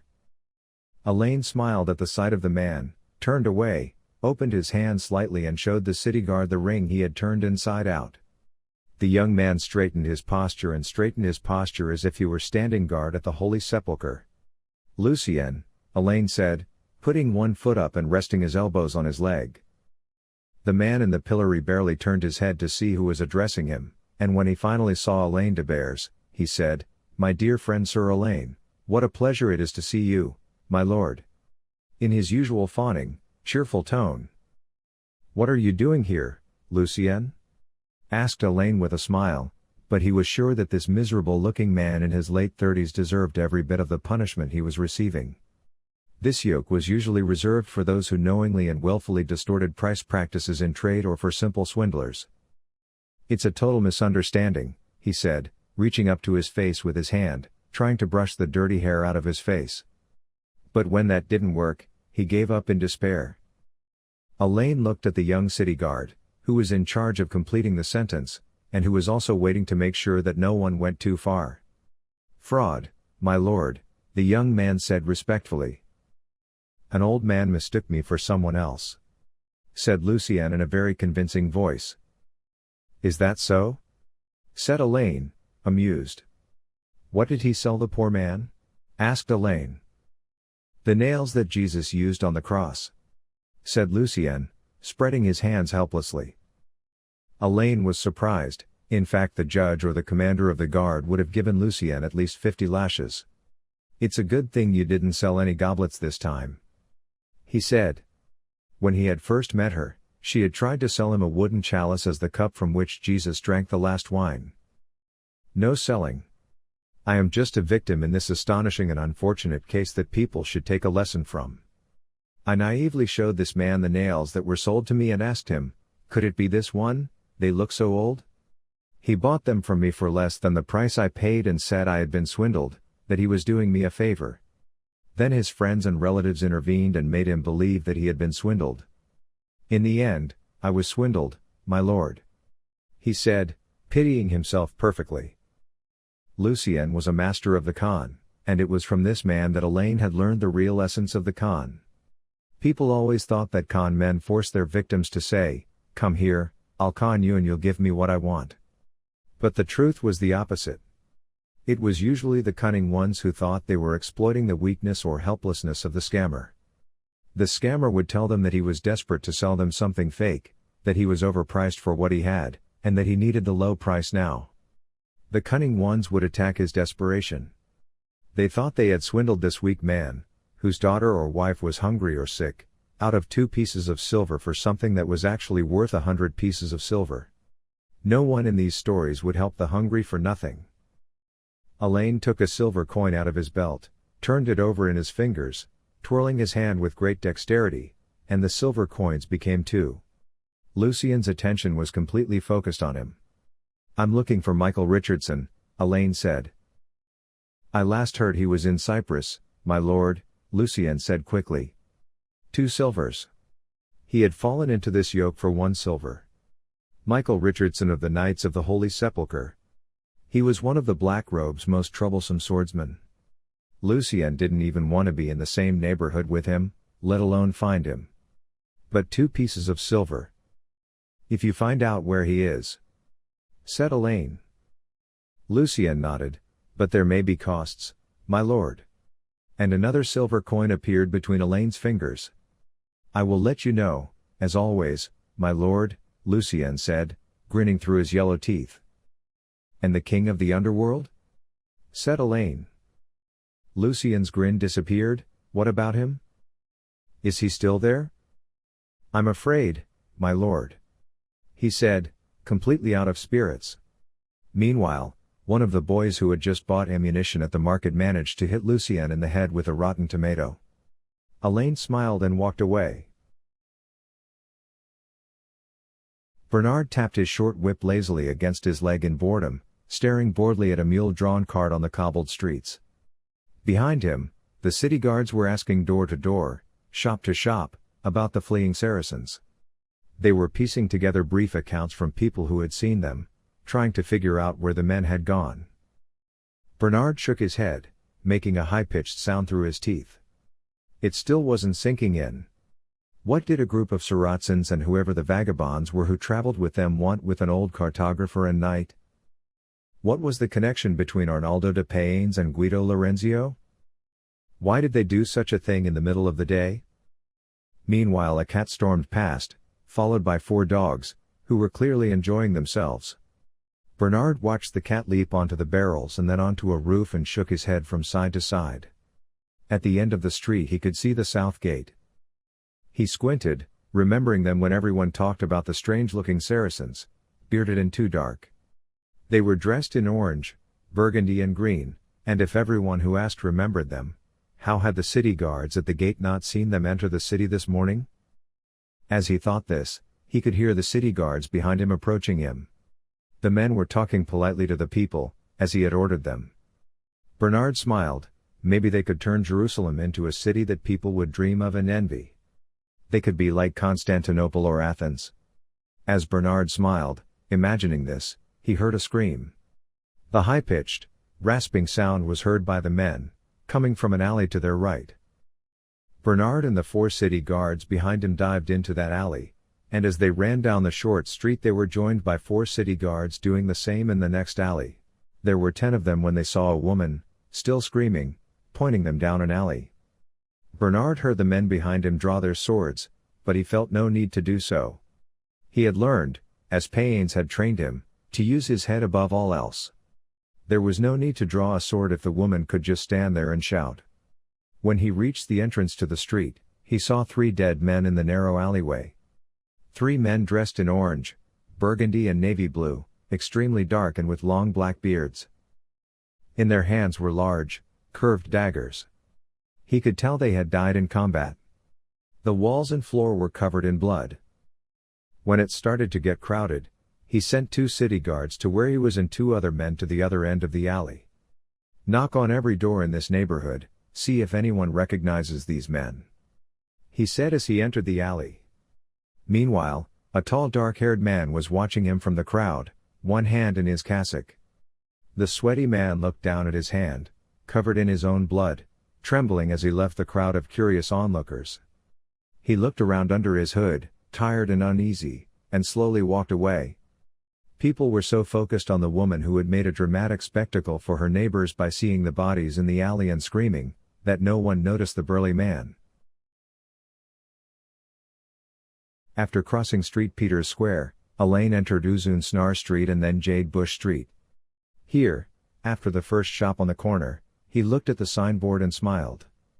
The sign, its old paint peeling and rivets rusted, read The One-Eyed Man. They had turned an old house into an inn. In a country of the blind, the one-eyed man is king, muttered Allain and entered the inn. The shutters of the dimly lit inn were open and servants were sweeping the floor. Although it had been aired and cleaned, there was an odor of beer and wine.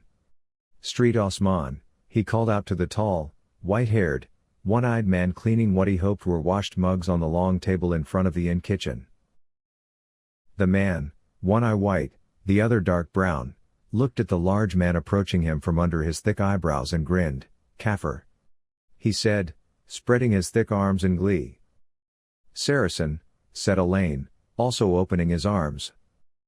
"I'm sorry you weren't killed," Osman said as the 2 men embraced in the center of the inn, looking exuberant in their own way and reluctant from a distance.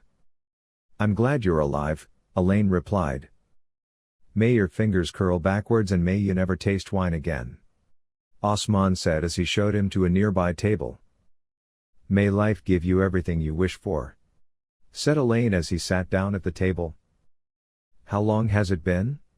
he asked as he came back with the mugs he had just dried and a jug of wine from the back. 6.5 years, said Allain, pouring the wine. "You should take longer trips," said Osman, tapping his mug against Allain's. "You may be right, I still haven't forgotten your ugly face," Allain said with a smile. He looked around, almost nothing had changed, the fireplace in which stew had been cooking for days, the tables, the pennant on the wall and the small carpets. It was as if the inn was a place free of time, as if days, months, seasons did not pass here. "Can I get you a room?" Osman asked. "For 2, said Allain, pulling a gold coin from his belt and tapping it with his thumb so that it tinkled and spun in the air. Catching the coin in mid-air, Osman bit into it and tucked it into his belt. "Where is the second person?" he asked. "In the temple," Allain said as he nodded somewhere, though he wasn't sure which way the temple was pointing, but it didn't matter. "They haven't kicked you out yet?" Osman said, laughing and drinking his wine. "Give them time until tomorrow," said Allain with a smile. "What do I need to know?" Osman checked his surroundings. "Sarah, be a good girl and bring us some lamb rolls from the corner," he said to one of his servants, who was in no hurry to sweep the floor with a broom, as he handed her a few coins. The young woman was not very happy with her new assignment, but she looked at the money in her hand, realized she could pocket the rest and nodded. "Robert de Sonnac, who sent you on your mission, is dead," Osman said as the young woman slowly left the inn, as if she was driving him crazy. "Yes, I heard that. Even I was sad to see him die. He was a man who honored his seat." Sergio was fired. "Excuse me?" said Allain, the cup in his hand raised. "It wasn't announced, but it is. I heard he's freelancing," Osman said, leaning on his desk. "That's ridiculous. Sergio has been there almost since he was born. He's a fanatic about the temple," said Allain as he put his mug back on the table without drinking it. "Life is strange, infidel," said Street Osman, spreading his hands helplessly and raising his broad shoulders. Allain sipped his wine, not knowing what to say, remembering the first time Sergio had come to the temple and shaking his head from side to side. "Why was he expelled?" he asked. "I've heard a few different stories, but the one that sticks in my mind is that he got into a fight with the cocky bastard who took care of the novices. The smartass knew a lot of people, Sergio didn't." "Who did he fight with?" "With a snob named Stenkel von Bentheim. Baron Stenkel von Bentheim. And? Jacques came back from Cyprus." "See why that's different?" said Allain, raising his eyebrows. "I could swear he escaped from Cyprus, but I can't prove it," said Street Osman with a laugh. "Surely he must have done something that the church would not accept." "You don't need to prove it, I absolutely believe you," Allain grumbled. "Who's in the city?" "Most of your pursuers are dead, the rest have gone to Acre and Tripoli," Osman said solemnly. "So I can walk the streets at night?" "With you Coffees guarding Jerusalem." "You don't say," he said in a mocking tone. "Don't go out without your chainmail." There were almost 45,000 people in the city, 6 out of 10 were Muslims, 3 Christians and 1 Jew. Official control of the city had been in Christian hands since the First Crusade. In fact, Allain had solved a twisted murder case involving 4 of the people closest to the throne, and as a result the order had gained great power in the kingdom, but Allain had ended up in the crosshairs. He was tried to be killed 3 times before the Grand Master took him out of the city on a mission. Once they almost succeeded. Wounded in that ambush, Allain was bedridden for 3 months and finally set off with 11 knights and did not return for 6.5 years. The king and his men seem to rule everything, but the temple is in complete control. There are also the Hospitallers and the Knights of the Holy Sepulchre, but they are not strong. The merchants and others keep changing sides. Those who work for Salahaddin and those who work for Hasan Sabbah have merged. How did Alamut get this far? It started with rumors, stories and tales, Osman said, but when people woke up to find daggers next to their beds, they realized how believable the tales were. Allain nodded. That was why the Grand Master and Right Hand were so curious and worried about Hasan Sabbah. The Silence and the Blackmen are also in the city, Osman said, but neither side is being exposed.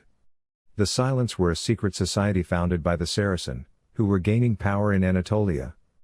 They were said to hunt fairy tale creatures that hunted in the dark. The Blackmen were their Roman version. They too often claimed to chase wizards, witches and magical creatures. If you could get them to talk. What about ours? He asked. Osman shook his head from side to side. Yours are large and powerful, even the king is a knight of the temple. He sounded very pessimistic, as if that was a bad thing. So they are too arrogant and too much arrogance makes you blind. Snapping his fingers and pointing at Allain, Street Osman smiled, closed one eye and said, "There is still hope for you, infidel." With a smug wisdom. Perhaps the best thing about those times was that you could look up and see the stars that made up the Milky Way. It was getting darker, the sky was turning from orange to dark navy blue on the horizon, and the whole galaxy was appearing in the sky as if to illuminate them. The air was getting cooler, the wind was finally blowing. Bernard sighed as he looked up at the sky and rubbed his neck in boredom. His head ached, he couldn't focus, he couldn't understand anything in the first place. He watched the workers throw the men he had found in the alley into a car. The guys really did have cloth wrapped around their heads, tied in a very strange way.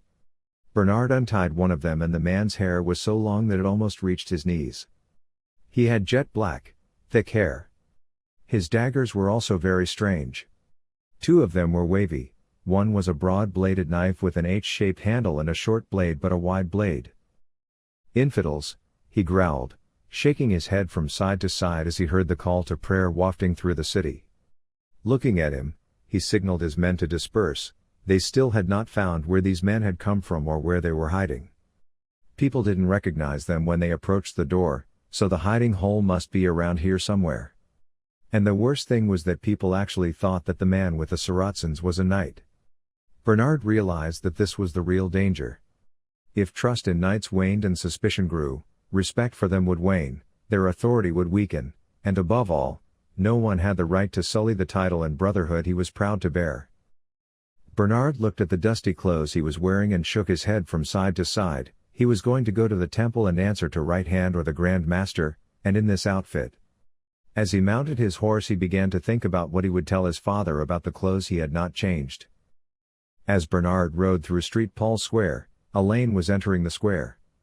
While in Europe people were going home little by little, in Jerusalem life was still lively, for the weather had cooled down, leaving the inhabitants of the burning southern city alone. One by one, they went out into the gardens of their houses, into the alleys, and if these too were not available, into the streets. Some brought out sherbet, some wine, some beer, some according to their beliefs. They pulled out carpets, rugs, pillows and laid them out, sharing their days, their memories. Despite the fact that they gossiped about each other every day, they strangely started warm and intimate conversations, and continued to talk until they could hardly sleep at night. Jerusalem was alive almost until midnight. Everyone went out with lanterns and oil lamps, so the streets were illuminated, which suited the city guard. Allain loved this part of the city. Somewhere, he heard an old love song and raised his head to the sky and sighed. It reminded him of his first love, first and last. A faraway lover. Don't forget me. Put my heart in it. Next to your heart. Don't forget me. As evening fell like a cloak over the city, Allain stripped off his armor, tunic and boots and donned his priestly robes like the other monks. The north chapel of the Temple of Solomon rose silently under a starlit sky. Known for its majesty and might, this historic building had been a center of prayer, worship and peace for years. As he entered the door of the small chapel, he was greeted by the scent of flowers on the warm breeze. One of the priests had hung mimosa branches to dry on the arched doorway. Allain's footsteps echoed softly on the wooden floor as he inhaled the scent of incense.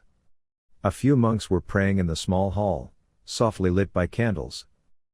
The moonlight from the stained glass patterns on the round glass windows reflected off the colored glass, creating an extraordinary play of colors. The frescoes on the walls depicted the life and miracles of Jesus. Allain crossed the hall in awe. He kissed the foot of the great icon of Christ, murmured a short prayer and crossed himself. On either side of the icon were candles and incense. He lit an incense and murmured another prayer as he lit a candle with it.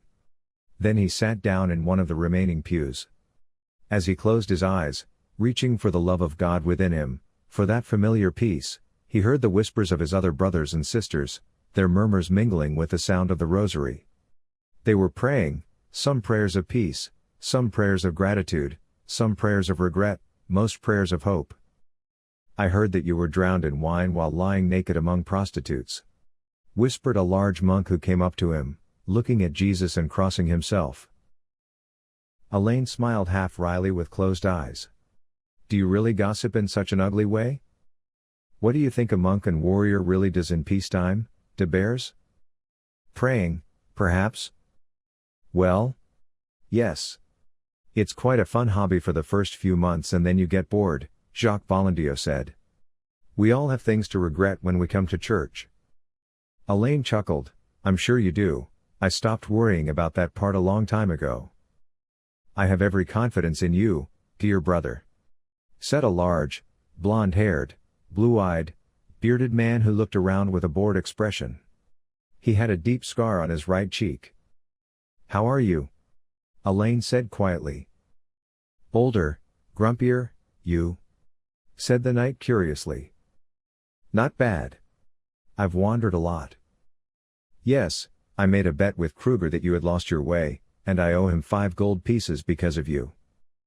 I thought you trusted me. I trusted you to get lost, Allain. You've been lost 5 times even in this temple. That's right. Said Allain with a grunt. Where are the others? Said Jacques, looking around.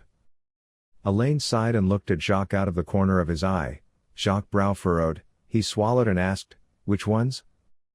I came alone, Jack. Jacques' face tensed, a few facial muscles twitched, indicating that he was grumpy, annoyed or upset. We're always missing, brother. He grumbled. Many of those who went on the mission with Allain were Jacques' good comrades in arms and brothers. They had joined the brotherhood together, trained together as recruits. So? Said Allain. Then, changing the subject, shouldn't you be in Cyprus? The broad-shouldered man tilted his head to the side and grimaced. I was getting tired of the same walls. He said, looking around. Was it that bad? Breaking the jaw of a Roman duke as a brother and beyond that as a superior and also as a nobleman? No, why would it be bad?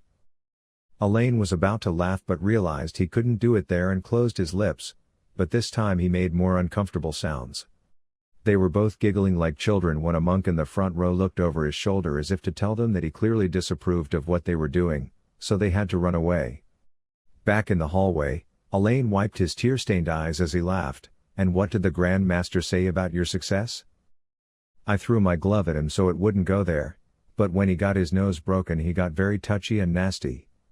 He's very well connected, and I kept coming out of alleys and running into cousins who were trying to kill me. The district commander finally sent me there. When I came here, of course the Grand Master was angry with me, but when no one accepted the duel, there was nothing to be done. Besides, my staying there would have caused trouble. Jacques said, scratching his head and grumbling. Trouble? What's the situation there? Jacques looked at Allain out of the corner of his eye and said, You are lucky to be out there. The rest of us are not. I think we are bored because we don't fight much and we don't leave the temple. In Cyprus they are divided like here. On one side there is the Brotherhood of the Poor Knight, the group that plans to stick to the founding purpose, the traditionalists, headed by the current Grand Master. The second group is united under the name of the Diamond Crown.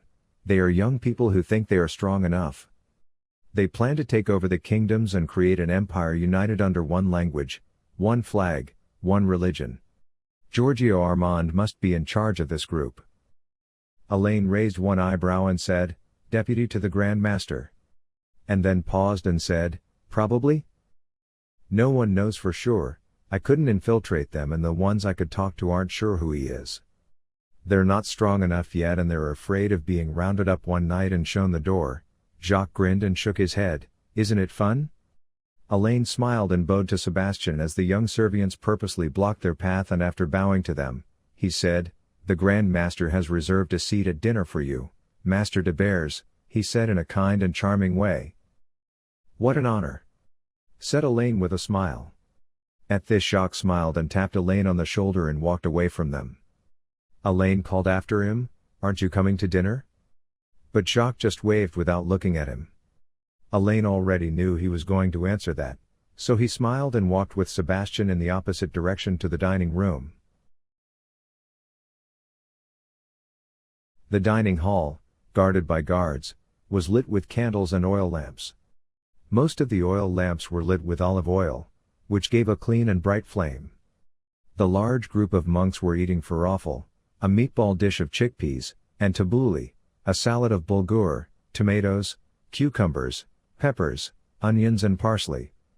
Allain de Bures and Sebastian, passing through the rows of monks sitting at tables made of rough pieces of wood placed side by side, and in equally rough pews, approached the council of elders and the Grand Master seated at a long table in a high platform at the head of the hall. "Ah, Brother Allain, you are just in time, I was just talking about you," said the Grand Master, addressing the other white-robed and white-haired knights. "Dear brothers and sisters, relentless voices of my common sense, conscience and reason, everyone remembers Allain, don't they?" he asked the group of elders known as the Council of Elders. Many of these men were the Grand Master's age and his comrades in arms. The Council of Elders both deputized and advised the Grand Master. When necessary, members of the Council of Elders could be promoted to Grand Master, as in the case of André de Montbard, one of Hugues de Payon's knights.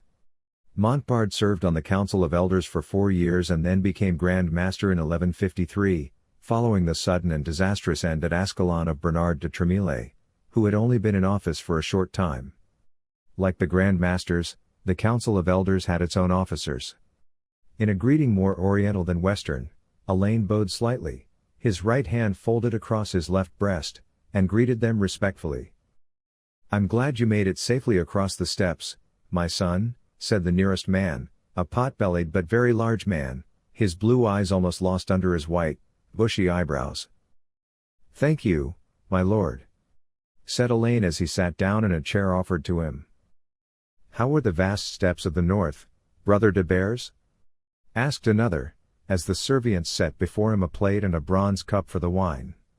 Generations after the poor Knights of Christ had been founded, they were now used to living like rich noblemen. This was the disease Allain called corruption when he was alone. "It was like an ocean of greenery, my lord, and it is in places like this that one deepens one's soul and one's faith, and understands more fully the greatness of our great God," Allain said to him with a slight smile. "And the people?" asked another. "After the Persians, we met mostly Turks and Mongols," said Allain. The Grand Master and the Council of Elders knew the Turks very well, because apart from their knights, the Turco-Poles made up most of the light cavalry of their army. The Turco-Poles were considered one of the most important military forces of the Knights Templar. Turco-Poles, whose mother or father was Turkish and the other side was Greek or Roman, and who adhered to Christianity, usually fought as lightly armored and fast-moving cavalry. Turco-Poles were used to break through enemy lines and disperse the enemy army. They were brave, aggressive and skillful warriors. The Turco-Poles played an important role in many important victories of the Knights Templar. For example, some 4 winters ago, the Turco-Poles contributed significantly to the victory of the Crusaider army at the Battle of Montkissart, where they repelled an attack by the Seljuk army and allowed the Crusaders to retreat. "The Turks are one thing, but what about the Mongols?" asked Marshal Godfrey de Sonnac, sitting at the far end of the table. Bernard had just arrived and Godfrey, angry with him for not changing his clothes, had sent Bernard to eat with the other militares. "Scattered tribes of barbarians, most of them are interested in our religion, Mr. Marshal, but there are also heathens and worshippers of forgotten gods," said Allain. "What do they believe in?" asked another knight. "They have a god called Skygri, my lord," said Allain respectfully. "Have you communicated with them?" said the first man. "With their gods?" asked Allain in an obviously joking imitation of an idiot. This caused laughter around the table and Allain noticed the man who looked serious and looked at him with disgust. He was younger than the others and rather arrogant. He still wore chain mail and a long dagger at his waist. "We have had many dealings with the Mongols, my lord. They are like us, there are good ones and bad ones. Some we can trust, some will steal your horse in front of your eyes." "Is there any chance that we can bring the enlightenment to them?" the man asked, with an air of conviction that one would not expect from him. Allain waited for the servants to fill their plates and glasses, then said solemnly, "My lord, if we wait a little, they may come to enlighten us." This wiped the joy from the table. "What does that mean?" said the Grand Master. "The Mongols are a barbaric scattered people, Magistra, with tribes as numerous as the stars in the sky across the vast steppes. They are not afraid to fight and die. All they need is a leader. I heard them talking about a man called Genghis on our way back." "Can one leader unite them all?" said the arrogant man sarcastically. "No doubt," Allain said, looking at the man's hands on the table, where he wore 2 rings, one with the coat of arms of the Brotherhood on one hand, the other with another. "But can it make a difference that we need to worry about?" said the first man. "While I don't expect much change for 5 winters, there is a good chance that in 10 or 15 we will find peoples fleeing the Mongols on our doorstep, my lord." "That is absurd, even you took years to get there," said the tall, thin knight next to him. "Yes, my lord, but the Mongols are a more mobile people than we are used to." "Like the nomads of the Turks?" asked the marshal. "Yes, my lord, like the Turkmen, they are constantly migrating, they have temporary residences. A warrior has at least 2 horses, sometimes 3 or 4, short, stunted but sturdy. They also have a temperament that finds looking for trouble very entertaining." "We don't have much in the way of trouble these days," laughed the Grand Master and showed Allain his plate, indicating that he could eat. The Grand Master's ancient place in the Brotherhood and the influence of the rank was very heavy. You could not sit up, get up, start a fight, spill blood, kill someone, move someone, eat without his permission. The Grand Master was the only authority in the temple after God. "I've heard a lot about your actions and indiscipline. We don't tolerate it anymore," said Baron von Bentheim, glaring at Allain as the Grand Master and the Council of Elders were deep in conversation about the bad news Allain had brought. Allain looked at the man's stiffly bent nose and realized that Sergio had been very disciplined about this. He would have laughed in the man's face, but his discipline as a Knight Templar was a miracle of the known world, and Allain de Bures was living proof of that miracle. "I am pleased for you. As a knight of your rank, I always like it when my subordinates take their duties seriously," Allain said calmly, making sure that no facial expression moved. The Baron was above him in the aristocracy, but they were now in the temple, where merit was important. Allain de Bures' accomplishments, his time in the Brotherhood, was an important factor that the Baron was wrong to underestimate. Allain waited for him to challenge him to a duel, but the Baron simply turned his head away and became interested in the conversation on the other side. Allain smiled respectfully at the old knight, who watched them with amusement, and sipped his wine. He was sure the Baron would be in trouble later, but he didn't care. Yes, Allain certainly deserved Bures' bad reputation in the temple. The meal was long over. The Grand Master said he would work and retired to his room. It had been decided that the other regional commanders would be summoned later in the week, and they would be told of the report brought by a man called Allain de Bures. Bernard, who was waiting at the door of the Grand Master's assistant right hand to report on his investigation and the deaths, had taken off his helmet. The hood of the chain mail was still on his head. This was an official report and there could be no mistaking his attire. The young man looked in distress at the lamp-lit corridor and the 2 guards in full armor opposite him. Then, with a sigh, he reconsidered what he was going to say. He had seen Allain at dinner. He hadn't even noticed him as he left the temple. She didn't understand why this was so. She vaguely remembered the man, but she couldn't bring him into her mind's eye. He tapped his fingers on his helmet and his lap in frustration, and it made a drumming sound, and one of the 2 guards looked at him grimly. They didn't outrank Bernard, but they were on duty, which meant Bernard would obey them at their sentry post. At that moment the door opened.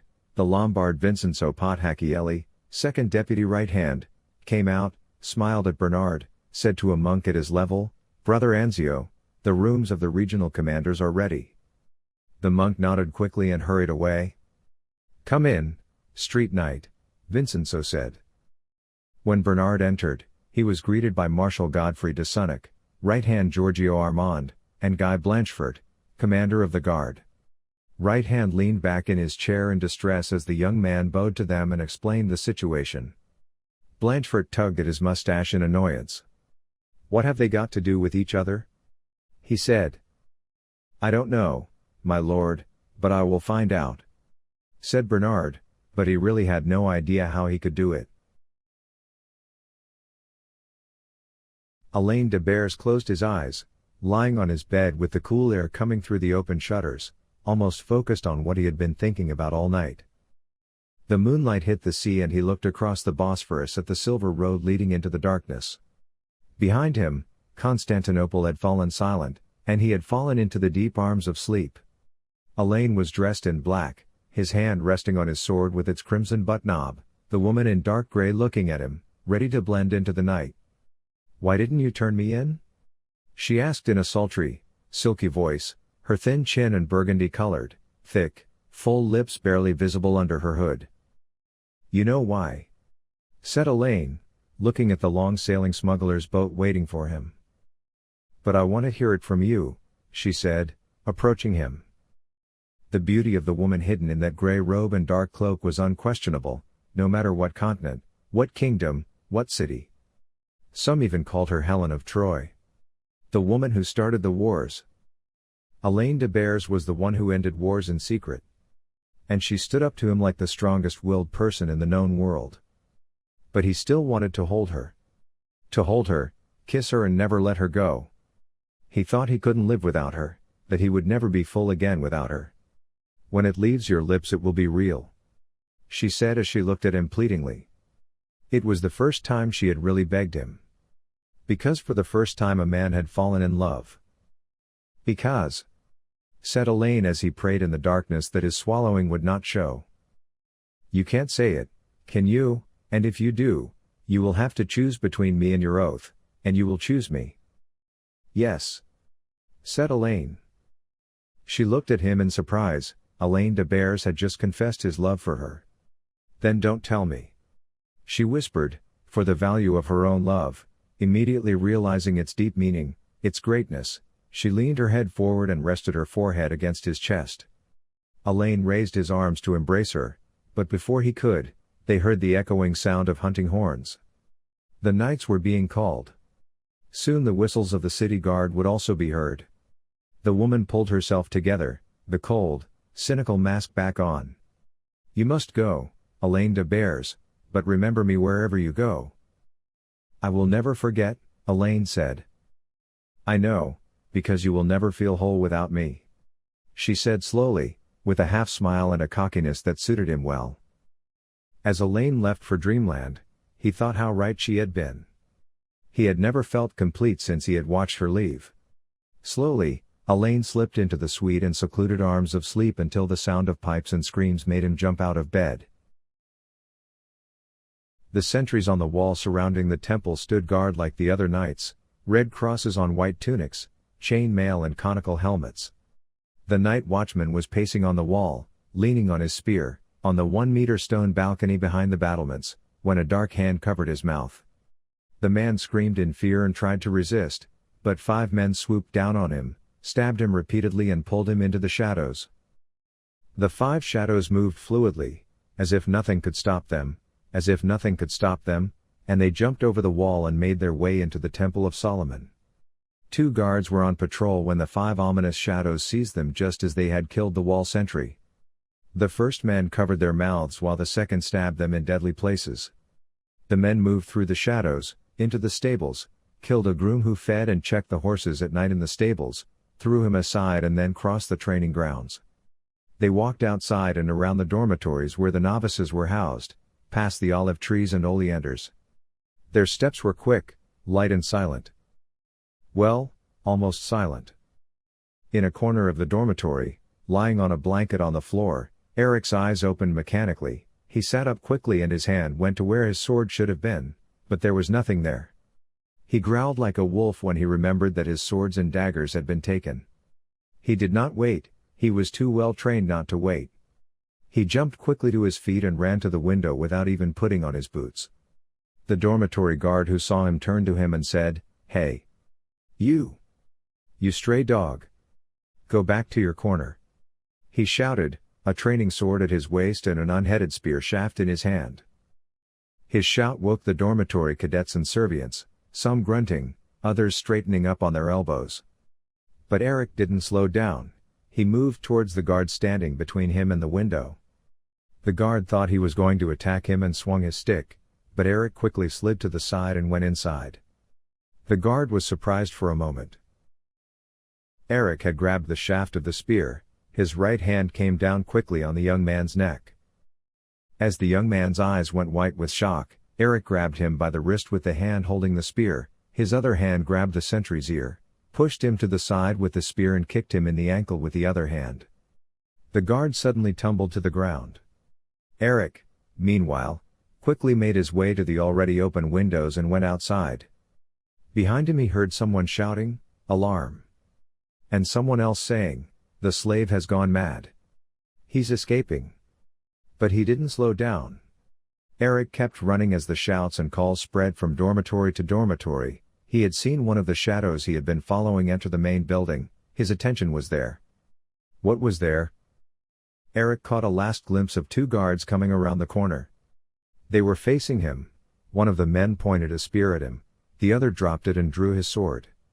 Instead of slowing down, Eric sped up, slid sideways, leapt against the wall, powered by it. The guard had not expected him to come from the shield side. Looking at him in surprise, Eric grabbed the man's shield, pulling the guard and his shield with him as he fell backwards. The sentry, his shoulder dislocated, was thrown to the ground. Eric easily dodged the spear hurled at him. Quickly pulling him to him, the sentry approached him and tried to kick him, but Eric was trained differently than they were, and as he lifted the kick with his arm, he quickly spun underneath him, cutting the sentry's foot on the ground with his own kick. Eric jumped up as the guard tumbled to the ground. He ran towards the spot where he had last seen the shadow, and before he passed through the doorway, two crossbow bolts, one following the other, struck the wall where he had passed. As Eric sprinted down the wide corridor, someone tried to step into the hallway, and as Eric pushed the monk back, he caught a glimpse of movement at the end of the corridor. He was always catching them on the edge. But he was catching up. Eric was coming back from the end of the long corridor when Sebastian entered the hallway with the guards in pursuit. "Stop!" Sebastian called out to Eric, whom he had only vaguely seen. He told the guards he had sent after him that the young man was probably insane and sent them after him.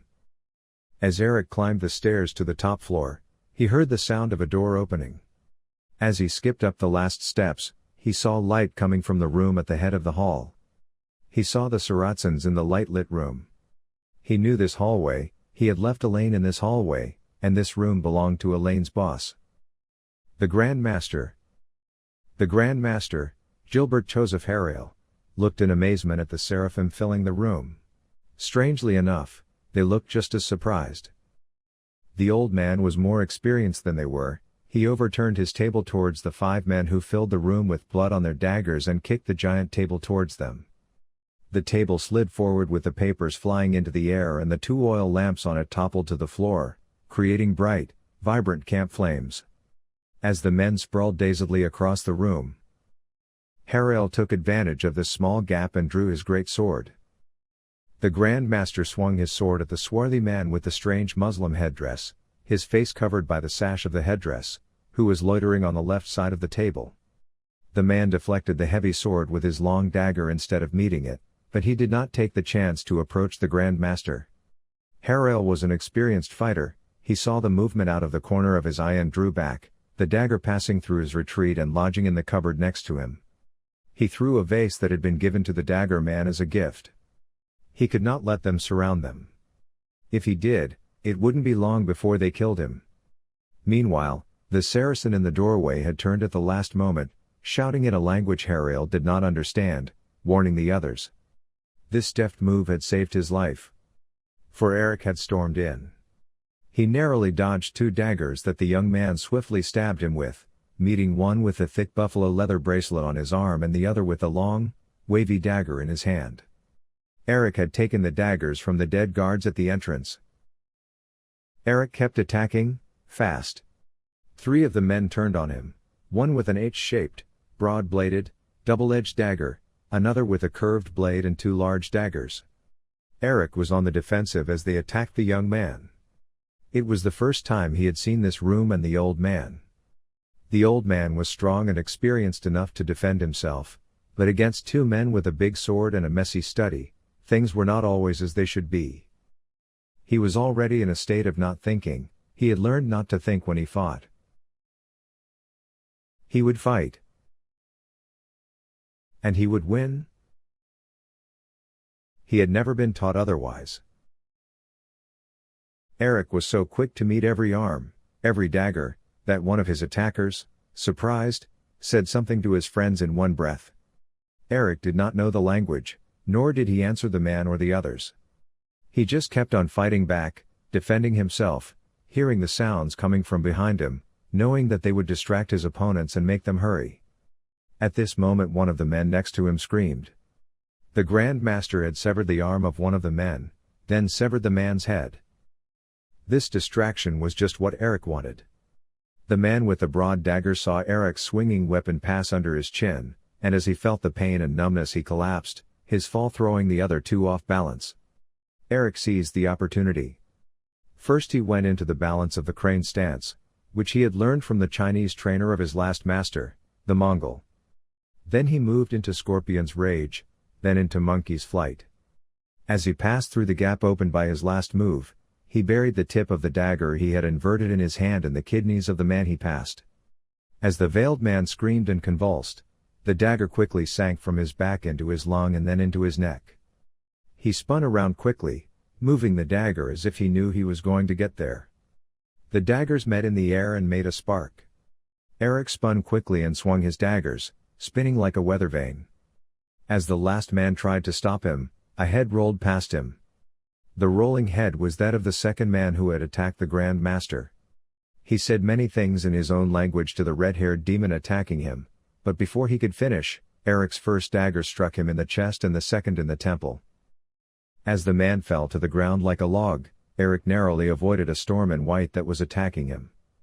Bernard burst into the room, sword in hand, smashed a cupboard when Eric suddenly stepped out of his way, swiftly swung the sword behind him so that the young man behind him would not catch him. The sword drew a silver arc parallel to the floor and at chest level, but Eric was not there. Sliding quickly across the floor, Eric thrust his arm between Bernard's legs, lifted the large young knight and threw him backwards, using Bernard to break a small table that had been used as a coffee table. As Bernard tried to recover, he found his own sword at the tip of his nose. At the same moment two guards burst into the room. Without hesitation they attacked Eric with long swords in their hands. Eric met them swiftly with Bernard's sword, but he neither retreated nor hesitated. If the Grand Master had not shouted, "Enough!" both guards and Bernard would probably have died. Bernard realized this at that moment. As the guards retreated at the Grand Master's command, Eric continued to hold his sword in a stance that seemed very strange to them, more like a Chinese than a knight. The young guards looked shyly at Eric and the Grand Master. "He is not aggressive," the Grand Master said as he cleaned the sword in his hand.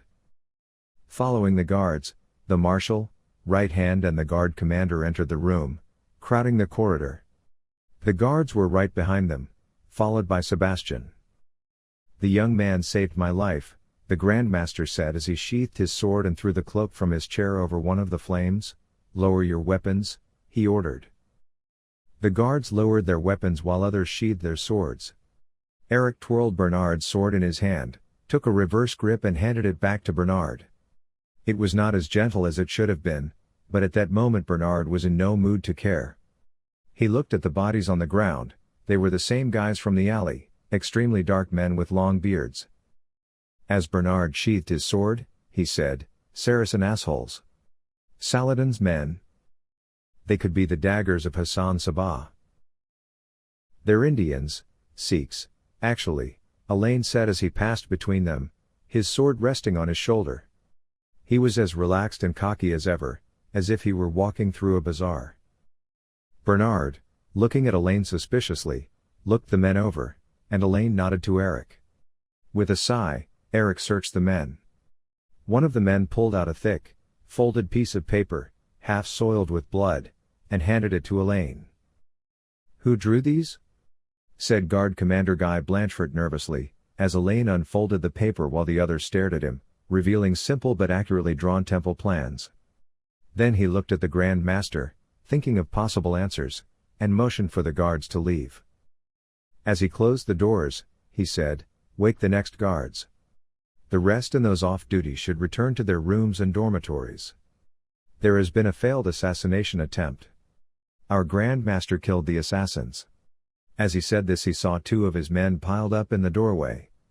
"Roll call, I want to know how many people we have lost." When the doors were closed, Allain said before anyone could say anything, "Why did they come from the opposite side? It's easier to come through the side wall." "Whose side are you on?" asked Guy Blanchford angrily as everyone looked at him in shock. Allain calmly looked at him and the Grand Master and said, "I am a Knight Templar, Lord Commander. I was trained to be smart enough to question my enemy when he commits stupidity. This leads us to excellence." The Grand Master smiled and said, "It is not for you, gentlemen, to question Allain's loyalty." And everyone in the room pulled themselves together. Meanwhile Eric took out a bag of gold from each man, each bag containing 10 gold pieces. 10 gold coins was a lot of money. For 2 gold coins you could buy a horse, or rent a not very fancy house for half a year.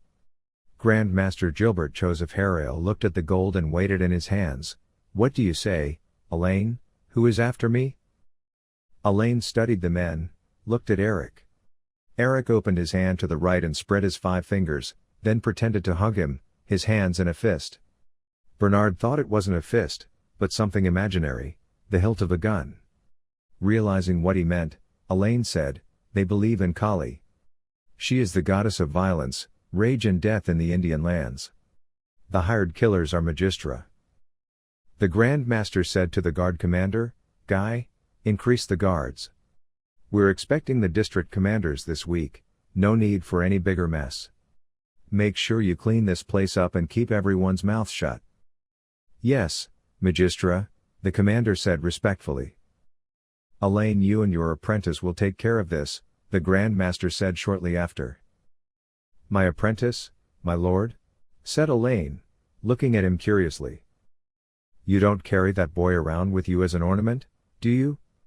"The boy is good enough that I hope it won't take too long to teach him our ways." "But our ways, Allain? Not yours." "Of course, Magistra," Allain bowed his head. "You will report and account only to me, Allain?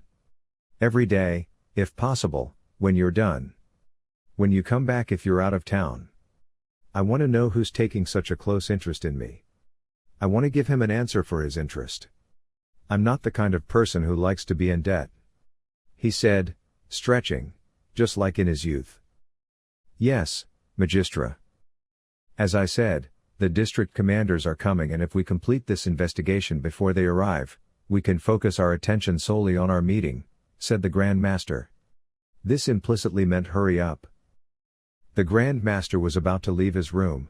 The marshal had opened his door when the old man stopped and took a sword with a silver guard and hilt from the wall at the entrance. "Eric." Eric looked at him curiously, handed him the sword and waited until the young man took it. Eric again took it, not in the knightly way, but in the oriental way, with both hands outstretched. He bowed his head and saluted. "Thank you," the Grand Master said, putting his hand on the young man's shoulder. Bernard de Sonnac, his pride badly wounded along with the others, was about to leave the Grand Master's room when the Grand Master said, "Bernard?" "My lord?" "What are you doing here, my son?" "My lord, there have been some murders." "Arnaldo de Payanes, I am very sorry, I know your sympathy," the Grand Master said, remembering the moment. "Thank you, my lord, but Master Payanes is not the only victim," Bernard said. "How so?" "Guido Lorenzio was killed in the same way, we were talking about that." "Lorenzio did a lot of work with us," said the Grand Master. His deputy looked at him curiously, he had not heard that. "Is that so, my lord? I've never heard of it." "They were mostly great and important adventures that went unrecorded," said the Grand Master. "Yes, my lord, we had decided that Bernard would investigate this case when we heard the noises," said Giorgio Armand. "I see, a good decision.